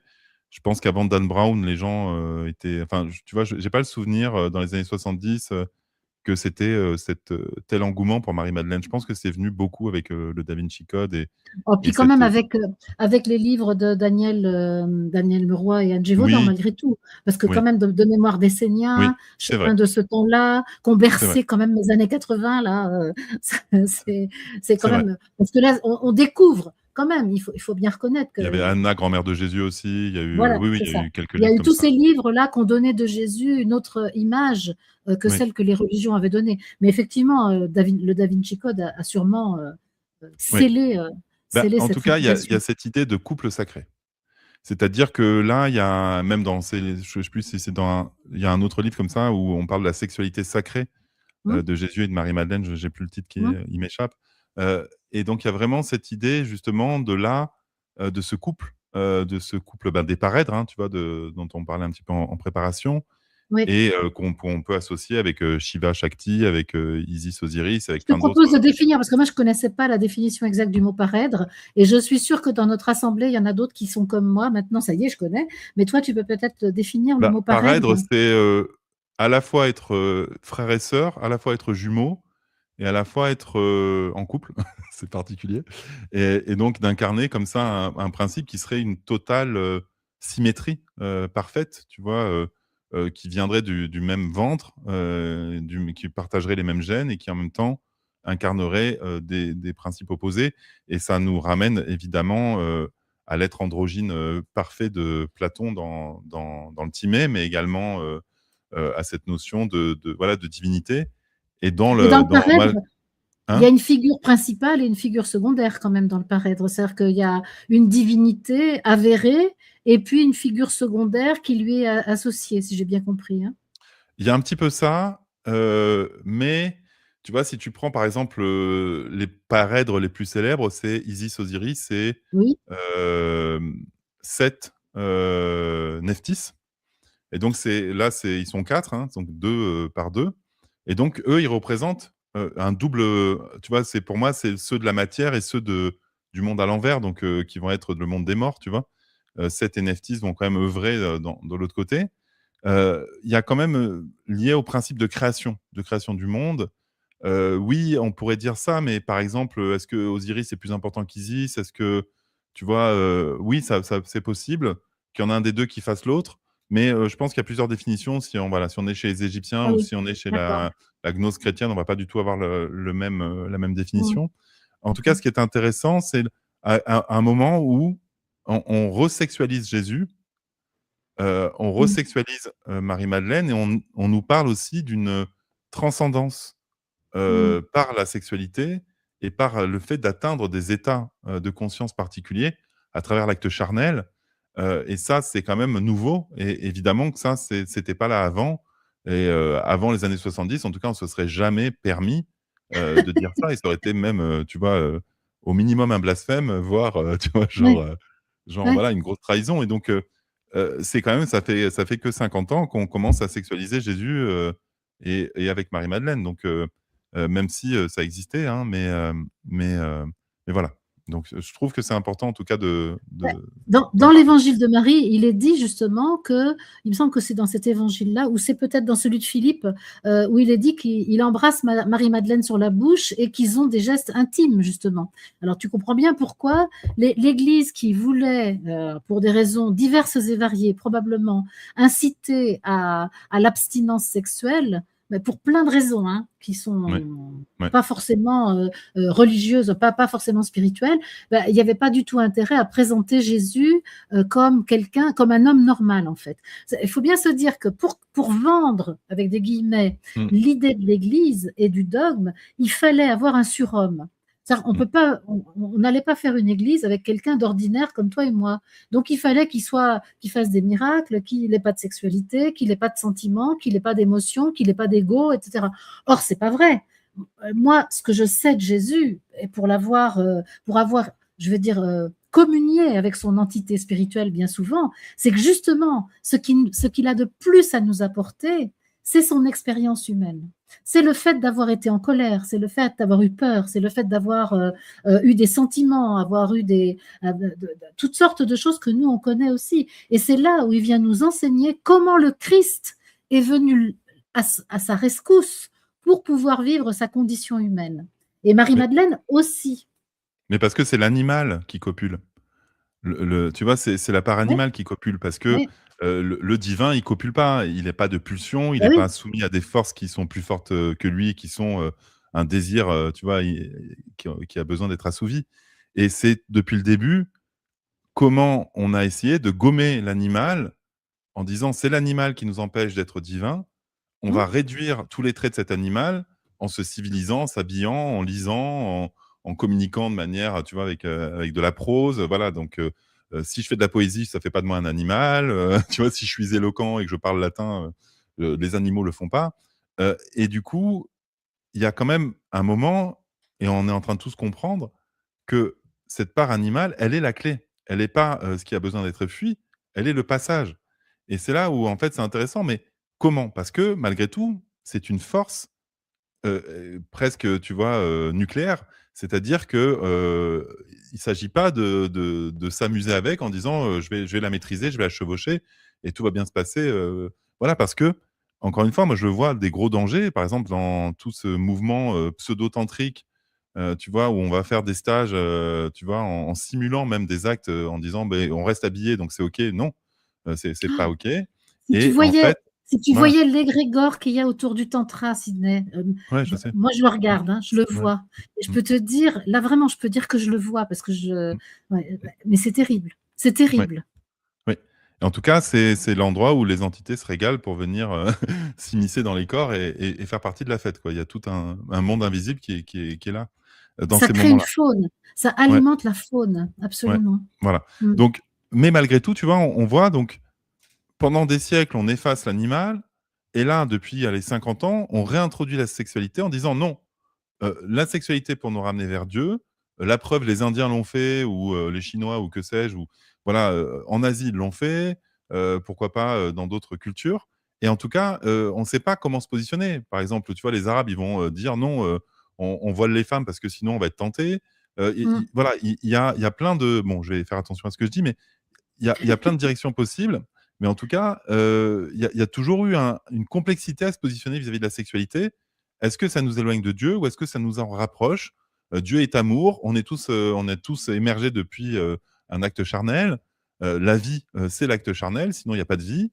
Enfin, même si maintenant on essaie de faire in vitro, mais voilà, donc cette question, elle est jamais résolue. Il y a plein de pièges dans la sexualité sacrée. Il y a plein de pièges dans le fait de diaboliser la sexualité et des fois, ben, c'est simplement se foutre la paix dans la simplicité vis-à-vis de ça aussi, hein. Mmh. Et ben, si tu veux, Sydney, on pourra lancer une émission parce que c'est un de mes dadas, sur bah, oui, parce que Mmh. c'est hyper important, Ouais. sur le lien entre puissance spirituelle et sexualité. Parce que Ouais, avec pour moi, plaisir. la clé, elle est là. Et Ouais. tant que les humains n'auront pas accès à leur puissance spirituelle incarnée dans le bassin, alors ils utiliseront la sexualité pour essayer de compenser l'absence de cette puissance. C'est pour ça que c'est si difficile d'aborder ce sujet et que très vite la morale vient se mêler de tout ça, alors qu'en réalité, on peut se dispenser de la morale. Il y a vraiment quelque chose de très corporel à vivre dans la relation avec soi-même pour toucher cette puissance. Et quand cette puissance sera retrouvée, on arrêtera la culture du viol, la culture de la domination des uns par les autres au travers de la sexualité. Je l'affirme. Et c'est pour ça, mais si tu veux, on pourra vraiment faire une émission là-dessus parce que ça, moi, c'est un sujet qui me passionne. Et ce qui est passionnant aussi, c'est quand elle est réfrénée et qu'elle est vachement, spiritualisée ou amplifiée, on a justement beaucoup de dérives. C'est pour ça qu'on l'a, vers des personnes, qui ont dirigé leur vie vers la foi et je pense, même à des grands gourous ou à même Jean de Dieu où il y a eu des embrouilles ou, Hein. dernièrement, on Beaucoup, a appris beaucoup. que C'est Deepak Chopra faisait chaud. partie des Oui, dossiers oui, Epstein, tu vois? Voilà, l'abbé Pierre, machin truc. Donc on s'aperçoit que toutes oui, les personnes qui augmentent cette énergie-là, parce que finalement par la prière, par, peut-être une vie un peu plus, pieuse ou voilà, par une conscience là-dessus, c'est terrible quand cette énergie qui est, amplifiée est mal gérée et c'est pour oui, ça que cette puissance, elle demande une oui. conscience avant d'intégrer cette puissance, mais pas dans l'autre sens et ça, c'est très Ben, important, c'était, sinon ça ben, a des conséquences, moi, en terribles. tout cas, je dirais que c'est simultané. C'est-à-dire que Mmh. si la personne qui est dans une démarche de conscience spirituelle se raconte une histoire sur son abstinence, sur sa sobriété sexuelle, sur les comportements d'ascèse qu'elle veut avoir, alors tu t'imagines le bazar, comment la chaudière à l'intérieur, elle va prendre le pouvoir sur la personne. Ça peut pas Ouais, être autrement. ouais, Donc en ouais, fait, l'idée, c'est la cohérence, la cohérence qu'il doit y avoir entre ce que je dis de moi et ce que je vis, entre ce que je crois de moi et ce que je constate dans mon corps. Et ça ne pardonne pas. Enfin, je veux dire, ça ne pardonne pas parce que on est les premiers à être les victimes de nos propres mensonges à ce sujet. Tu vois? et puis on Et, a et été éduqués, par, la famille, les religions, l'école, plein de choses, les même, le la culture populaire. Moi, je veux dire, il y a pas une chanson qui te fait pas l'apologie de la dépendance affective et de relations Ne me qui sont quitte pas, désalignées. ne me quitte Ouais, pas, je serai ouais, c'est l'ombre de ça. ton chien, l'ombre de ton ombre. Bah, Ouais, tu te c'est rends ça. compte, c'est une des plus belles chansons, mais Non, mais tu veux qu'on parle de Céline Dion, je me teindrai en blonde et tu vois, ça j'irai voir c'est les Édith marabouts Piaf, d'Afrique. c'est ça. Laissez-le Ouais, moi encore un peu mon amoureux. Bien sûr, mais oui, oui, oui. ouais, c'est ça. Donc, Et je te parle pas, voilà, des films, des séries où on mais est là, enfin, voilà, constamment là manipulé tu pour parles de voilà. la dépendance affective, mais alors si tu veux parler des chansons, parlons des chansons où des allusions à l'abus sexuel Ah sont oui, on présentes parle des aussi. Il y en a Gainsbourg, des trucs plein. comme ça, des oui, Les oui, bien sûr. Gainsbourg, les France Gall, Mmh. etc., et plein d'autres. Et même dans la chanson populaire, le bouton de rose qu'elle me refusait, Mmh. c'est absolument incroyable. C'est Mmh. évident que même les chansons populaires à la Clairefontaine, ça parle de sexualité. Mmh. Mignonne, allons voir si la rose qui ce matin avait éclose d'un point perdu cette véprée les plis de sa robe pourprée. Ronsard, de quoi parle-t-il? Il parle du sexe de la femme. Mmh. C'est en permanence. Ça veut dire qu'il y a une obsession.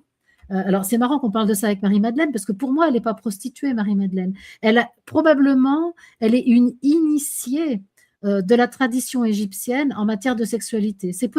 Tout au plus, on peut dire ça, C'est éventuellement. l'interprétation récente, en tout cas, qu'on en fait, quand on voit la branche essénienne, hein. De toute façon, c'est ça, ça aurait été une initiée essénienne, formée à la sexualité, égyptienne sacrée. Mm. Et en même temps, il y a un pont avec l'assimilation par syncrétisme avec Isis, donc qui elle Voilà. aussi est quand même la championne de la sexualité sacrée et voilà et de la puissance par l'acte, qu'on peut retrouver exactement avec voilà Shakti, pareil, avec voilà. Donc si tu veux, c'est là où c'est compliqué parce qu'on Mais part. réduire la relation de Jésus et de Marie-Madeleine à une relation de couple où la sexualité a permis l'initiation, pour moi, c'est diminuer la figure opérationnelle de ces deux êtres spirituels qui ont fonction vraiment évolutive pour la conscience de l'humanité. Mais on a le choix entre ça ou Marie qui a fait un enfant sans acte sexuel, tu vois? Donc le choix, J'ai une il est explication difficile en fait, là-dessus. entre ces Ça, 2 figures.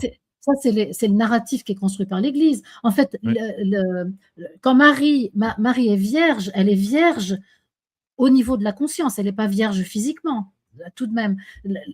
Non, l'Église raconte ça, mais mmh, justement, l'Église a fait un narratif qui doit être extraordinaire et inatteignable pour le pauvre humain de base.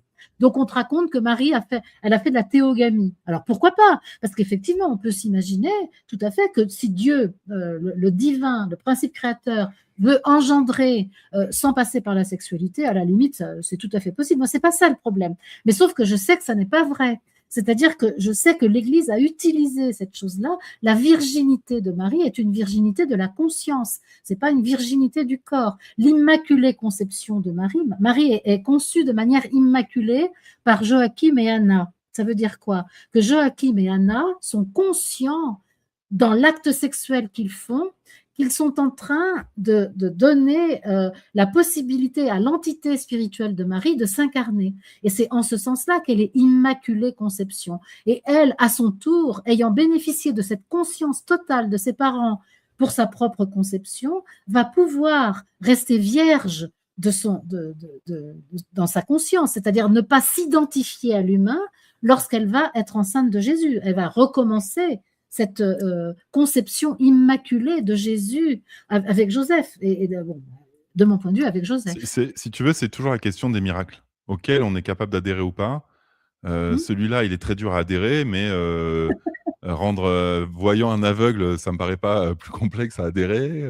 Tu vois, permettre à quelqu'un qui a perdu l'usage de ses jambes de les retrouver ou multiplier 7 poissons pour nourrir 7 000 personnes, tu vois, c'est pas plus. Enfin, tu vois, genre multiplier du pain et des poissons, ça me paraît encore plus extraordinaire, tu vois. Je sais pas, ou en tout cas tout autant. Oui. Donc, Hmm. tu vois. Donc, je sais pas Et, en fait, si tu veux. Ouais. et la manne céleste avec les Hébreux qui quittent Pharaon, etc. C'est Voilà, tout c'est ça, ça, oui. l'eau qui s'ouvre en deux pour laisser passer des gens qui marchent, Mais ça me paraît pas ça plus parle quand incroyable. même de Ouais. la puissance de la conscience. Et tu vois, ça boucle avec ce que je te disais tout à l'heure. C'est-à-dire que si l'être humain, un jour, est d'accord pour sentir la puissance divine qui est en lui, alors il vivra autrement. Mais pour l'instant, il est enfermé dans ses croyances limitantes et dans le fait qu'il subit les lois de la nature. Quand Aurobindo dit l'être humain doit triompher des lois de la nature, de quoi il parle? Il parle justement de cette possibilité que la conscience a d'être le maître de la nature, et pas un maître comme les pimpins là, qui veulent faire du transhumanisme. Quand je dis un maître, c'est quelqu'un d'inspiré par l'amour, par le respect, par le projet évolutif Mmh. de l'ensemble de la création. Mmh. Ouais, ouais, c'est ça. C'est complexe. C'est complexe parce qu'encore une fois, on va boucler par rapport au début, mais c'est à quelle histoire je suis d'accord d'adhérer et en quoi je laisse cette histoire, me transformer et en Oui, fait, moi, j'ai le droit de croire au Père Noël si ça me transforme et je suis pas oui. obligé de me dire qu'en fait, il n'existe pas et que la Laponie, c'est tu vois, c'est théorique, tu vois? Et que c'est pas un vrai endroit sur terre. Hem, Mm. je crois qu'en fait, c'est à chacun de décider. Et pour moi, je dirais pas qu'il y a un modèle qui prévaut sur un autre et j'accepte de me laisser transformer par le même si ça paraît naïf, en fait. Je pense que c'est intéressant, justement, d'essayer comme ça. Au fond, c'est peut-être que ça même notre incarnation. C'est sans arrêt de décider de notre représentation du monde et de nous-mêmes. Oui, oui, exactement, Et, exactement. et d'assumer ça. Et que finalement, qu'importe, c'est pas la question d'avoir raison ou d'avoir tort, c'est de se doter d'une représentation du monde, ça veut dire de valeurs aussi, hein, parce que c'est très Mmh, lié à nos valeurs, ouais, tout ça, et des représentations, ce qu'on appelle une représentation, c'est-à-dire une image, une mmh, vision de mmh soi-même, et d'essayer de vivre en cohérence avec cette représentation du monde. Et je pense que c'est ça la souveraineté au fond. C'est ça, et c'est un c'est des aspects de la souveraineté. parce qu'en fait, si tu veux, pour moi, c'est relaisser la place à du mental que de voir la plausibilité des miracles ou des choses comme ça, c'est-à-dire, c'est de Mmh. dire: «Attends, est-ce que je suis d'accord, presque scientifiquement avant d'être d'accord spirituellement aux Mmh. choses?» Et en fait, C'est-à-dire, là ouais, ouais, c'est aborder les choses avec le double décimètre. C'est-à-dire qu'avant de vivre la chose, on mesure, on calcule et on voit si c'est réalisable, selon des critères qui n'ont peut-être rien à voir avec le réel qu'on a pu observer. et puis, en plus, on se base sur, une éducation scientifique, quand même assez tronquée qui nous permet de juger ou pas tu vois? Alors, on est content depuis 100 ans parce qu'il y a la physique quantique qui nous aide un peu au niveau spirituel, mais en tout cas, on est, complètement, paramétré par rapport à une éducation et on peut pas dire qu'on est neutre, et qu'on n'est pas influencé par, en tout cas, la doxa scientifique qui, à mon sens, est elle-même limitée par un plafond de verre. Donc, je crois que c'est comment on va réussir à déposer les armes face à des croyances, des compréhensions, sans être en lutte, tout en étant, voilà, dans cette paix intérieure d'être OK, d'être en paix et finalement de renoncer, à comprendre, tout en ressentant peut-être, voilà, dans son corps ce qui est juste. Moi, je suis tu vois, je suis OK avec l'idée de ne pas comprendre comment ça marche et je suis OK avec l'idée que ça soit incroyable parce que sinon ça s'appellerait pas un miracle. Et à un moment, j'étais en lutte, tu vois? Je me disais: «Attends, bon, bah, l'eau en vin, il a dû mettre une poudre, tu vois, qui va, tu vois, avec l'alchimie, si tu, je sais pas, lyophilistes du vin, peut-être que tu arrives à une poudre rougeâtre et que tu la balances, dans une jarre et puis ça donne le goût de vin et puis tout le monde est content». Enfin, tu vois, tu peux toujours essayer de trouver, tu vois, OK, c'était des maladies de l'âme et puis du coup, il a guéri l'âme, en guérissant l'âme, il a guéri, mais tu vois, pour les poissons, tu n'y arrives plus là, du coup. Tu vois? Là, ça bloque. Pour Marie, ça bloque. Enfin, tu vois, il y a des moments où ça bloque un peu. Voilà, bon, voilà, donc il y a un moment où de toute façon on n'y arrive pas. Est-ce que c'est un langage, métaphorique, peut-être? Mmh. Est-ce que c'est, tu vois? Je Il y sais a les pas. 2. Ouais, Il y a ouais, pour moi, je veux bien entendre qu'il y a du premier degré et du second degré en même temps et du symbolique, et que donc moi, ce que j'ai pu observer aussi dans ce chemin de conscience, c'est que ouais, parfois, je commence par, alors je vais même pas dire croire, par admettre quelque chose sans le comprendre, et quelques jours après, je peux le comprendre. C'est-à-dire que ouais, ce qui compte pour moi, c'est de repousser le plus possible les limites mentales avec lesquelles j'ai été formatée. Parce que c'est vrai que sinon, je suis voilà. étriquée. tu vois? Ouais. Et une fois que j'ai repoussé ces limites mentales, et d'abord j'entends l'information, parce que ça m'arrive souvent, on peut, je vais pas faire de polémique sur la Terre plate, par exemple, mais quand on me dit la Terre est plate, moi je dis bah non. Et puis après je me dis ah bah tiens, et si c'était vrai? Et pourquoi pas? Et puis peut-être j'écoute des arguments, et puis peut-être que bon, a priori là je me dirais que la Terre est plutôt ronde, mais bon, mais en fait, la plupart du temps, je sais que je ne vis qu'à partir de croyances, parce que d'autres m'ont expliqué des trucs. Donc je me dis bon, je peux me donner quelques certitudes, mais je sais qu'elles sont passagères, éphémères, et que les certitudes d'aujourd'hui peuvent être défaites demain. Donc c'est ça en fait. Et donc je veux bien aussi parfois ne pas savoir. Ouais, c'est ça. Moi, toujours, ce que je me répète, c'est qu'on est à 99,99 fait de vide et que, à aucun moment je le repère dans mon expérience. Donc, je suis prêt à admettre à partir de là plein de choses et c'est vrai que de toute façon on est formaté. C'est vrai qu'on sait pas en fait, on sait pas si on est réellement capable de sortir de la Terre avec une fusée. On sait pas si on nous a manipulés depuis le début et en fait, tout ça c'est peut-être un immense Truman Show.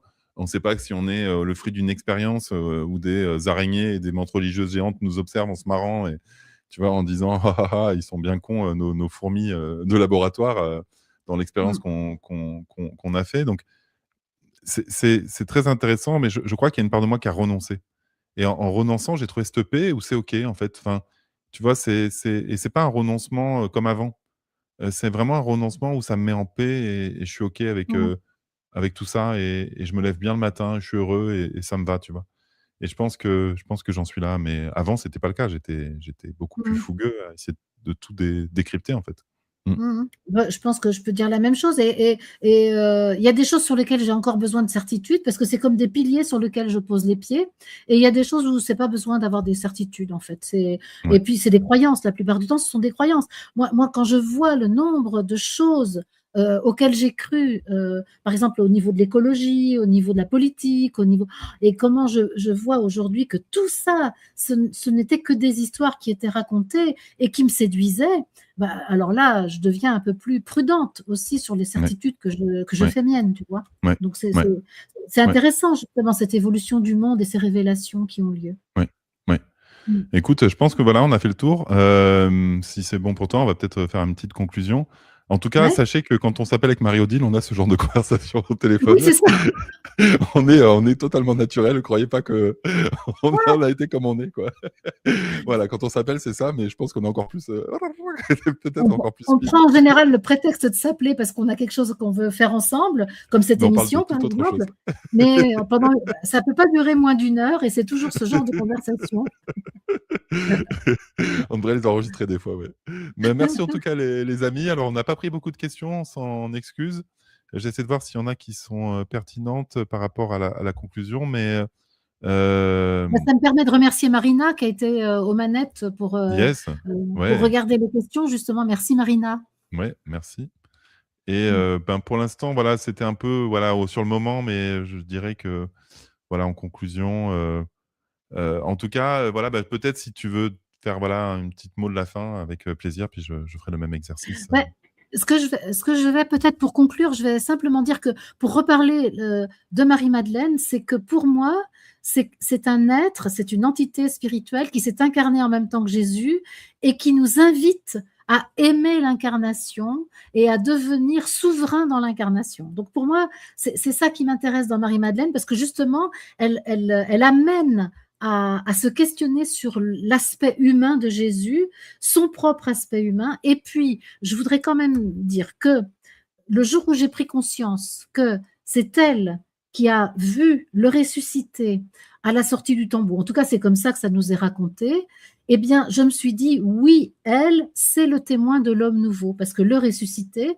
c'est l'homme esprit unifié tel que je le perçois moi, et Marie-Madeleine, elle est déjà dans la conscience de l'homme nouveau, puisqu'elle est capable de le reconnaître. Si elle n'avait pas cette conscience de l'homme nouveau, elle ne pourrait pas le reconnaître. Et donc, Marie-Madeleine, je te rends grâce, car grâce à toi, cette information de l'homme nouveau est présente dans la conscience collective de l'humanité, et nous pouvons nous y accorder, nous pouvons nous y référer, nous pouvons nous harmoniser avec cette conscience de l'homme nouveau pour que nous-mêmes, nous laissions émerger cet homme nouveau en nous. Voilà ma conclusion. Qu'est-ce que je peux dire après ça, moi? Rien. J'aurais dû commencer. Mais je savais qu'il fallait que je commence. En plus, je me suis dit: «Ah, attends, comment ça va finir? Ça va être l'apothéose». Heu, non, voilà, je dirais en tout cas que pour moi, l'enseignement de Marie-Madeleine, c'est vraiment cette gouvernance intérieure, Oui, où on accède à cet état justement, par cette alchimisation, qu'elle nous montre, en tout cas par, son vécu et ce qu'on en perçoit, qu'on peut être, en lutte avec des démons intérieurs, mais réussir quelque part à les transcender, à les dépasser. Et ensuite, ben, elle est la sagesse, donc l'incarnation de la Sophia. Et pour moi, ça, c'est pareil, c'est une dimension, à laquelle on peut se connecter, on peut intégrer dans sa vie. Et moi, j'aimais le désir de voilà, d'être en reliance avec la Sophia le plus souvent possible, pour que, je puisse justement mettre de la sagesse dans ma vie. Et la sagesse, c'est pas de la connaissance, la sagesse, c'est mmh, c'est toute autre chose. Et voilà. Et des fois, je crois qu'on manque de ça. J'avais un ami à moi qui était, philosophe. Et il disait: «Ben, on va voir des psys, mais on va jamais voir des philosophes. On devrait, dans une société équilibrée, prendre rendez-vous chez le philosophe et lui poser des questions pendant 1 heure, tu vois, sur voilà, quel est le sens de ça? Qu'est-ce que vous en pensez?» Et pour moi, c'est ça aussi, se connecter à la sagesse, c'est accéder à ça, quoi.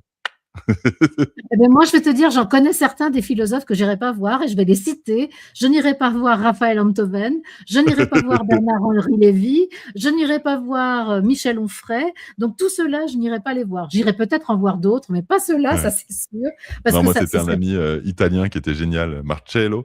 Et voilà, je passais des heures à discuter avec Marcello de ah ben de de voilà, alors philosophie. Marcello, je veux bien. Voilà, il était, et en plus on buvait à l'époque, je buvais, donc on buvait du vin dans des grands verres à l'italienne, tu sais, qui sont immenses. Et voilà, on mangeait de la nourriture italienne, en parlant de philosophie. Mais J'adorais cette période. rien que Ouais, ça déjà, c'est voilà. ça fait du bien. Ouais, c'était il y a 20 ans, mais j'adorais cette période. Ouais, ouais, c'est ça. Mais en tout cas, voilà, je pense que tout ça pour dire que la sagesse, c'est pas quelque chose d'extérieur et qu'on peut vraiment, Mmh. l'incarner et le faire la mettre dans enfin, en faire chair. Enfin, je sais pas le mot exact, mais Et voilà. moi, je vais te dire, puisque tu parles de sagesse, ce que je vais te dire, c'est que pour moi, si, j'accepte de vivre, de mettre ce que tu as appelé l'ego, donc l'identification à l'humain de côté et que j'accepte de vivre l'être divin que je suis, donc de vivre l'amour que je suis, la sagesse est livrée avec. C'est ça qui est formidable.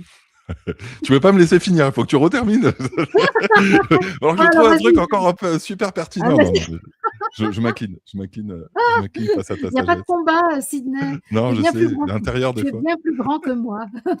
Non. Oh. Non, en tout cas, merci les amis, c'était Mmh. vraiment chouette. On Et annonce notre puis prochaine, là. ouais, on se retrouve, mardi, mercredi, c'est quand? Jeudi? C'est, Attends. le 20 attends, je vais te le dire. J'ai un agenda quelque part. Ouais, Lucien Cerise, c'est le 29, c'est mercredi, bah, dans une ouais, semaine. c'est ça. Mmh. Mercredi prochain, voilà, on refait une émission avec, voilà, Lucien Cerise, et ça va être, vachement bien. Et c'est déjà sur, voilà, c'est déjà publié normalement, enfin, j'ai envoyé le la com, ça devrait être publié d'ici demain. Et on va parler, et ben, d'ingénierie sociale parce que c'est un sujet qui nous anime Ouais. beaucoup aussi avec Marie-Odile. Mmh. Et je pense que c'est très, très important de comprendre, et de ressentir l'ingénierie sociale parce que ça nous permet d'accéder à cette liberté encore plus, de comprendre les enjeux de la période qu'on vit. Donc, merci. Voilà. Et puis donc à la semaine prochaine. Évidemment, vous nous Très bien. retrouvez tous les 2, pour, Chacun son plein chemin. de voilà, pour plein d'émissions. Moi, je crois que je suis demain sur, Fréquence Humanité, et voilà, après-demain sur l'Académie de la Nouvelle Vie. Enfin, je navigue de média Oh, en bah, toi, média. tu es VRP multicarte, hein. Je suis multimédia, voilà. Super. Merci Merci à tous les beaucoup. amis qui étaient là, c'était super parce Ouais, que j'ai senti que c'était très très ouais, vous étiez très présents. Merci beaucoup. ouais, ouais, c'était génial. Voilà. Et puis on honore cet instant et vos présences, et c'était très beau, et voilà, on s'est laissé guider et c'était génial. Merci et à bientôt. Au revoir. Merci. Merci Marie-Odile encore. Merci Sydney. Mmh mh.